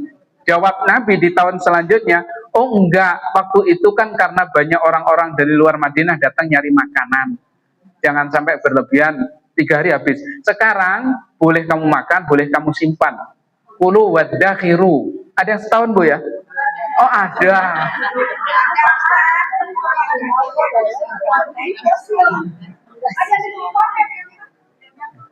Iya. Tapi kalau lihat tetangganya belas nggak dapet tuh ya kasihan gitu. Karena kadang-kadang jujur saja masih ada yang sekitar sana yang belas ya, yang nggak dapat sama sekali sekitar. Iya. Jadi sekitar kami itu masih ada yang belas itu nggak dapat sama sekali. Di tempat saya masih ada itu ya. Makanya ya di kelompoknya ibu-ibu itu sengaja motongnya kelompok sendiri, nggak digabungkan ke ya, karena biasanya nggak rata, ngumpulnya di sekitar situ saja dan biasanya keluarga besar kasihan. Gitu. Ya, kayak seperti itu saat aku nanya. Ini fakta ya, Ustaz. Contoh yang gampang, aneh punya dapat daging ya, dapat daging istilahnya daging korban ya. Terus karena titip sama seseorang itu jujur aja buka kedai Padang. Beberapa hari kemudian karena belum sempat ngambil saya contoh ini ya Ustaz. Apa daging itu saya tanyakan, Bu, daging saya mana? Mereka mengatakan, ya kecampur udah aku masak. Masaknya bukan untuk disantap tapi dijual. Tapi kalau saya pribadi tidak ikhlas. Sampai detik ini mereka tidak minta maaf, itu hukumnya gimana Ustaz? Dijual, kalau dimakan oke ya, kita ikhlas. Tapi dia dijual karena dia buka kedai Padang. Dagingnya dibikin rendang. Astagfirullah. Ini fakta Ustaz. Kejadian nyata. Baik. Ya. Terus ntar dulu yang kedua Ustaz. Anak sering ditelepon banyak saudara-saudara kita ya. Itu sering telepon ke anak, Bu Sri, mohon maaf, aku nggak dapat daging, aku bagi. Sedih Ustaz. Sampai mengatakan itu pada di daerah Depok ya. Gimana di luar sana? Sampai kayaknya setiap tahun itu orang-orang gantian itu sering telepon minta bagi daging. Sementara aku dapat satu, ya udahlah aku infakkan aja, aku nggak dia daging. Seperti itu Ustaz. Itu harus sih sebenarnya para panitia, ini usulan kita, para panitia itu dirapatkan atau dewan suro, tolong jangan sampai masyarakat, apalagi mereka miskin Ustaz, miskin sekali, sedih banget, miskin nggak dapat daging, bayangkan itu. Apa nggak nangis? Ini fakta Ustaz. Iya. Banyak itu terjadi di masyarakat saya di Depok, khususnya daerah Pancoran Mas. Ini saya buka belak-belakan. Nah ini salah siapa? Panitia atau mereka, mohon maaf ya, karena setahu saya panitia itu mohon maaf ada 2 jujur dan tidak jujur, seperti itu rata-rata Ustaz. Ini fakta ya, bukan cerita-cerita, bukan fakta. Seperti itu Ustaz, tolong dijelasin, jangan sampai lah selanjutnya seperti itu. Makasih Ustaz, mohon maaf. Ya. Yang pertama tadi kan daging punya ibu, dia ambil tanpa hak, dia sama dengan mencuri. Soal ibu ikhlaskan itu tidak, itu haknya ibu. Kalau diikhlaskan alhamdulillah dapat pahala, kalau nggak diikhlaskan nanti di akhirat ibu minta mana daging saya, kan nyuri. Terus soal adil tidak adil itu kembali kadang-kadang kebiasaan masyarakat berbeda. Kalau di sini insya Allah saya ikut, kalau panitia di luar panitiaan saya ikut nimbrung ya, ngasih masukan-masukan di sini, di Regensi, di Mampang Indah. Panitia saya masukan, mereka bertanya bagaimana prioritasnya, miskin segala macam, saya kasih masukan gini loh seyogianya begitu. Karena kadang-kadang juga dari luar itu ada, saya tanya yang dari luar proposalnya lewat mana? Kadang-kadang ada yang buat jualan, dikumpulkan untuk dijual juga di luar, maka kita harus hati-hati masukkan. Adapun ketidakrataan itu kadang-kadang terjadi, mohon maaf, di lingkungan perkampungan, bukan di perumahan. Ibu di perkampungan, perumahan. Nah, iya, sama. Berarti seperti kasus di kampung saya. Berarti memang, mohon maaf, kadang model masyarakat yang perlu apa ya, pencerahan. Alhamdulillah kampung saya di sana rata, Ibu, semua dapat. Kita orang kampung saya itu kampung banget, lebih kampung dari kampung rawa mungkin. Tapi untuk urusan itu tidak ada satu orang pun yang ketinggalan. Dulu walaupun cuma dapatnya segini-gini, Bu, semua dapat. Cuman kadang-kadang kalau yang di sini itu kadang-kadang ya keluarga besarnya ini itu yang jadi masalah adalah yang perlu dapat pencerahan. Ya bagaimana tinggal ngasih taunya pelan-pelan, karena itu adalah haknya orang-orang lain, jangan-jangan termakan. Kalau yang masjidnya saya punya akses ya ke sini kemana-mana, saya kasih masukan-masukan itu karena harapannya adalah pemerataan, khawatir ngambil haknya orang itu. Baik, mungkin cukup dulu. Iya, alhamdulillah. Ini insya Allah nggak masuk, cuma ngoreksi aja lagi UAS, jadi nggak berangkat kerja di rumah. Ada yang bantuin kerja? Ada, iya. Apa ini? Tolong. Nggak berangkat, jadi ngoreksi aja. Dan yang ngoreksi siap kok, di belakang siap ngoreksi juga. Ada asisten ngoreksi. Assalamualaikum warahmatullahi wabarakatuh. Saya ini mau tanya Pak, kan dalilnya yang ini dianjurkan berkurban itu kambing ya? Oh ya, bisa kambing, bisa unta, bisa sapi, 3 jenis itu 3 dan jenis. Turunannya. Nggak harus kambing. Kalau dari hadisnya itu bilang dianjurkan kambing karena pada waktu itu kalau ada pun ada hewan yang lain pasti Allah akan menganjurkan hewan yang lain gitu. Yeah. Soalnya kalau di sini kan kalau kambing itu masalah enak, ada yang nggak doyan gitu kalau kambing gitu. Makanya di sini kadang-kadang sapi, tapi katanya ada dalil juga kalau lebih baik sapi karena sapi itu lebih besar. Jadi gimana tuh Ustaz? Baik. Pertama, apa hewan yang bisa buat korban dan sah menurut dalil? Apa itu? Unta, sapi, kambing, dan keturunannya. Arti keturunan itu unta dan semua jenisnya, berpunuk 2, berpunuk 1, sapi Bali, sapi Jawa, sapi Sumatera, kambing domba dan seluruh jenisnya ya, itu boleh. Kalau pertanyaannya mana yang lebih baik, ada dalil. Jumhur ulama menyatakan yang terbaik unta.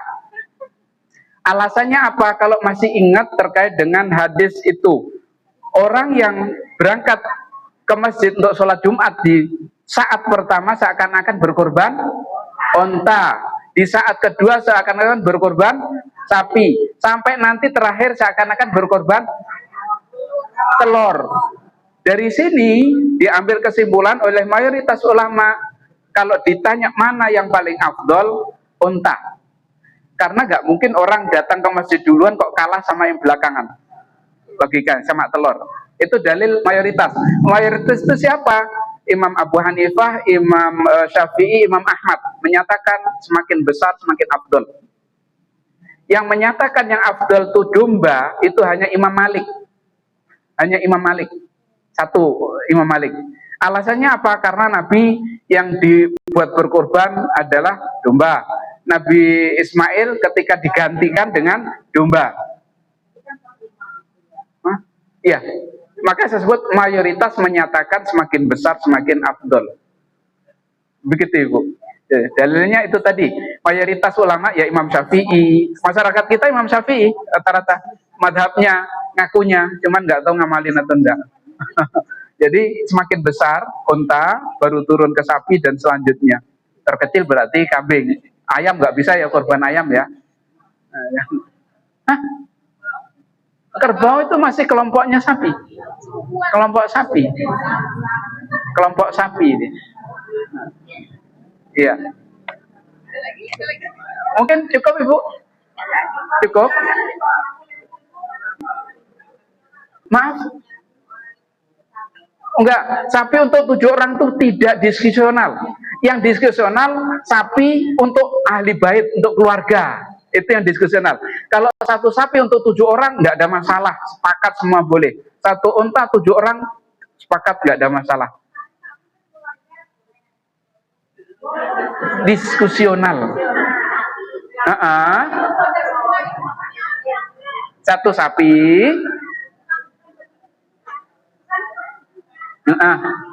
Iya. Diskusional. Diskusional. Ya.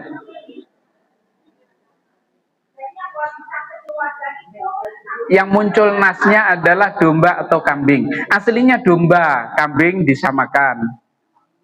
Begitu. Hah? Maaf. 7 orang.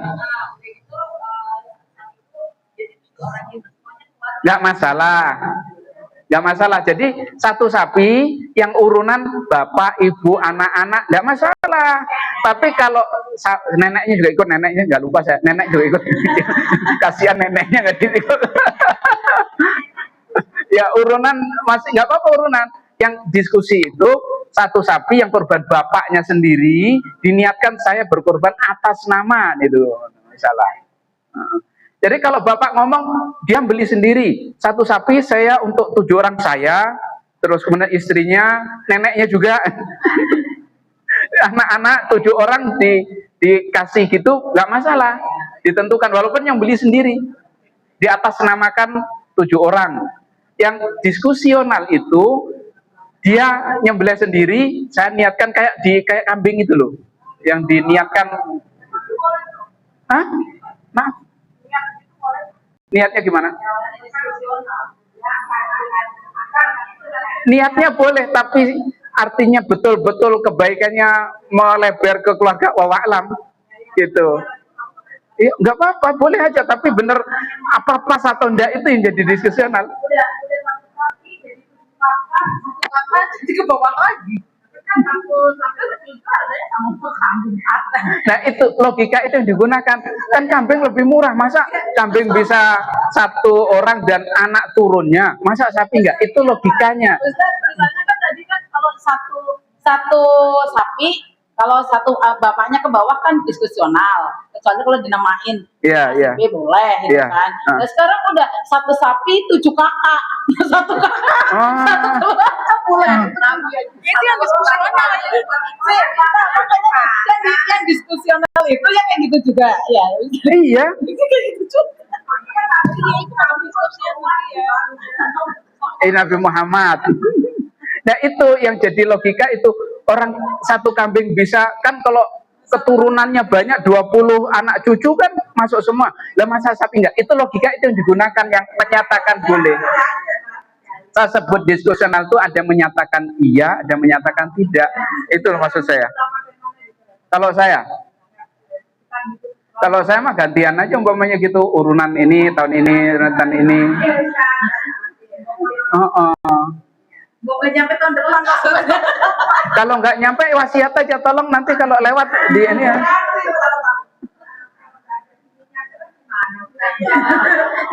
Kalau orang berniat terhalangi oleh takdir, dianggap dia sudah melakukan. Kayak yang itu, orang niatnya sholat tahajud, ketiduran, dianggap sholat tahajud. Niatnya haji, udah semangat haji, berangkat nggak ada duit, ya udah niat, alhamdulillah semoga tercatat. Orang itu mengendap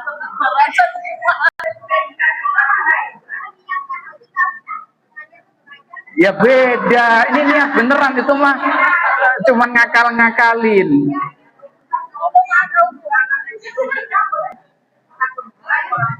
untuk Begini, untuk korban yang sudah meninggal, kalau tidak ada wasiat, hah? Saya niatin korban untuk anak yang sudah menikah gitu.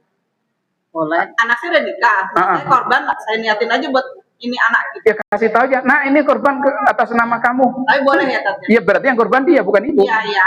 Kasih aja ke dia. Tapi katanya nggak boleh rame-rame. Ya kan dikasih ke dia kan. Iya, iya. Ibunya nggak korban, akhirnya yang korban dia.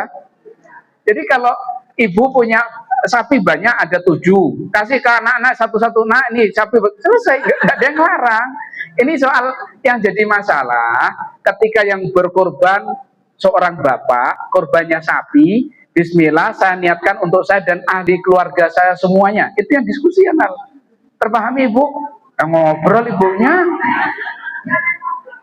Terpahami ya? Jadi kalau ibunya punya sapi dikasih ke anak, terserah, boleh aja. Punya sapi, punya kambing, dikasih, nak kamu korban ini nih, kambing, kamu. Begitu.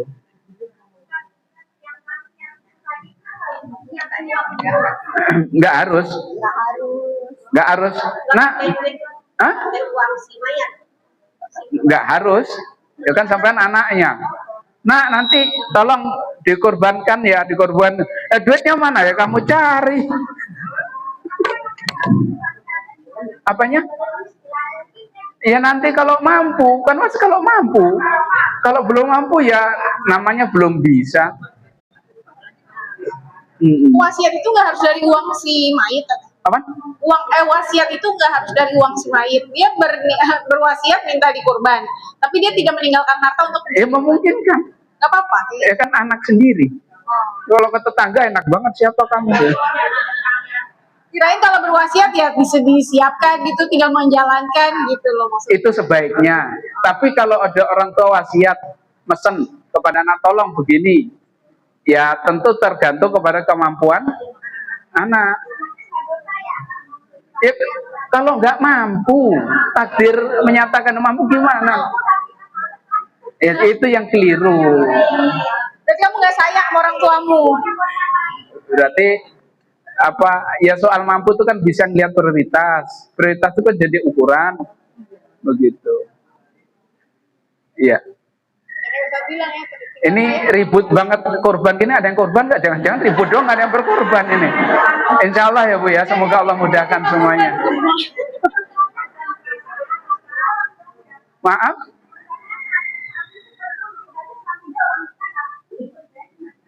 Ya kalau gitu bantuin ngemat-ngemat uang dapur biar cepat, itu kan dapat pahala bantuin. Iya.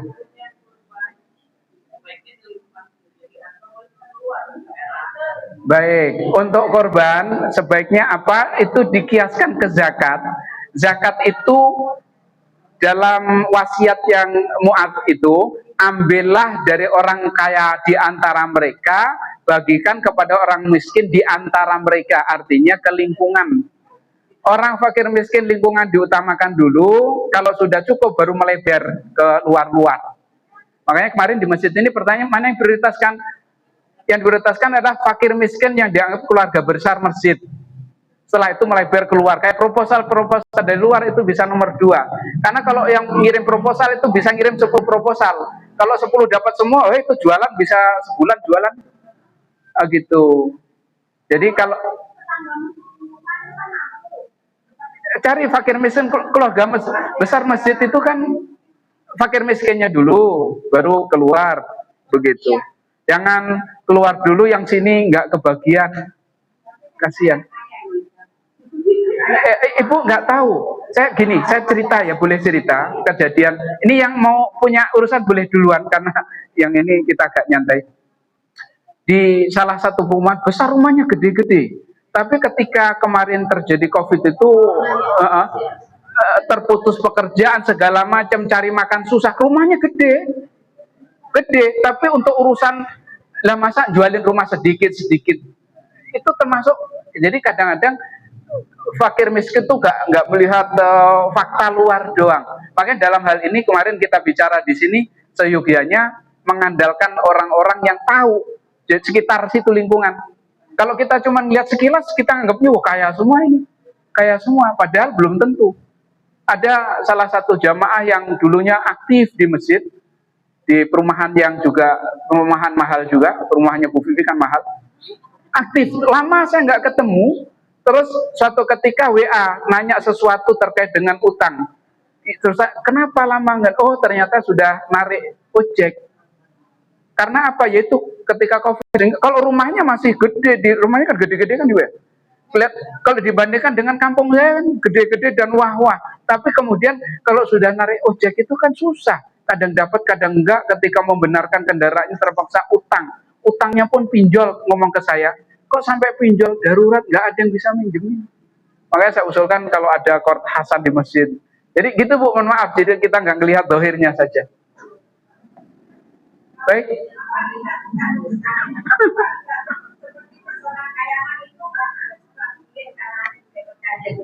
Iya. Itu kayaknya tidak ada mereka yang ini, mereka mampu-mampu dan orang-orang hebat. Terus itu korbannya dilarikan kemana Ustaz? Gak mungkin dengan apa masyarakat yang ada di lingkungan Pesona Kayangan itu. Hadiah Pesona Kandangan sepertiganya keluar, kan ada hadiah. Oh gitu. Hadiah tadi untuk orang kaya. Tapi pernyataan Ibu Pesona Kayangan pastikan semua salah, karena saya tahu ada orang Pesona Kayangan, mohon maaf, sedang di penjara. Akhirnya keluarganya ditanggung oleh orang-orang yang kenal. Ya, jadi mungkin Ibu ngelihat luarnya doang, saya agak lebih dalam lagi. Baik, cukup ya. Baik, kayaknya mau hujan ini, mau hujan. Baik, kurang lebihnya saya mohon maaf. Astagfirullah li wa lakum. Semoga Allah berkahi pertemuan kita, talabul ilmi kita ini, dan jadikan wasilah untuk kebaikan dunia dan akhirat kita. Amin ya rabbal alamin. Dan mari kita akhiri dengan kafaratul majlis. Subhanakallahumma wa hamdika asyhadu an la ilaha illa anta astaghfiruka wa atubu ilaik. Assalamualaikum warahmatullahi wabarakatuh.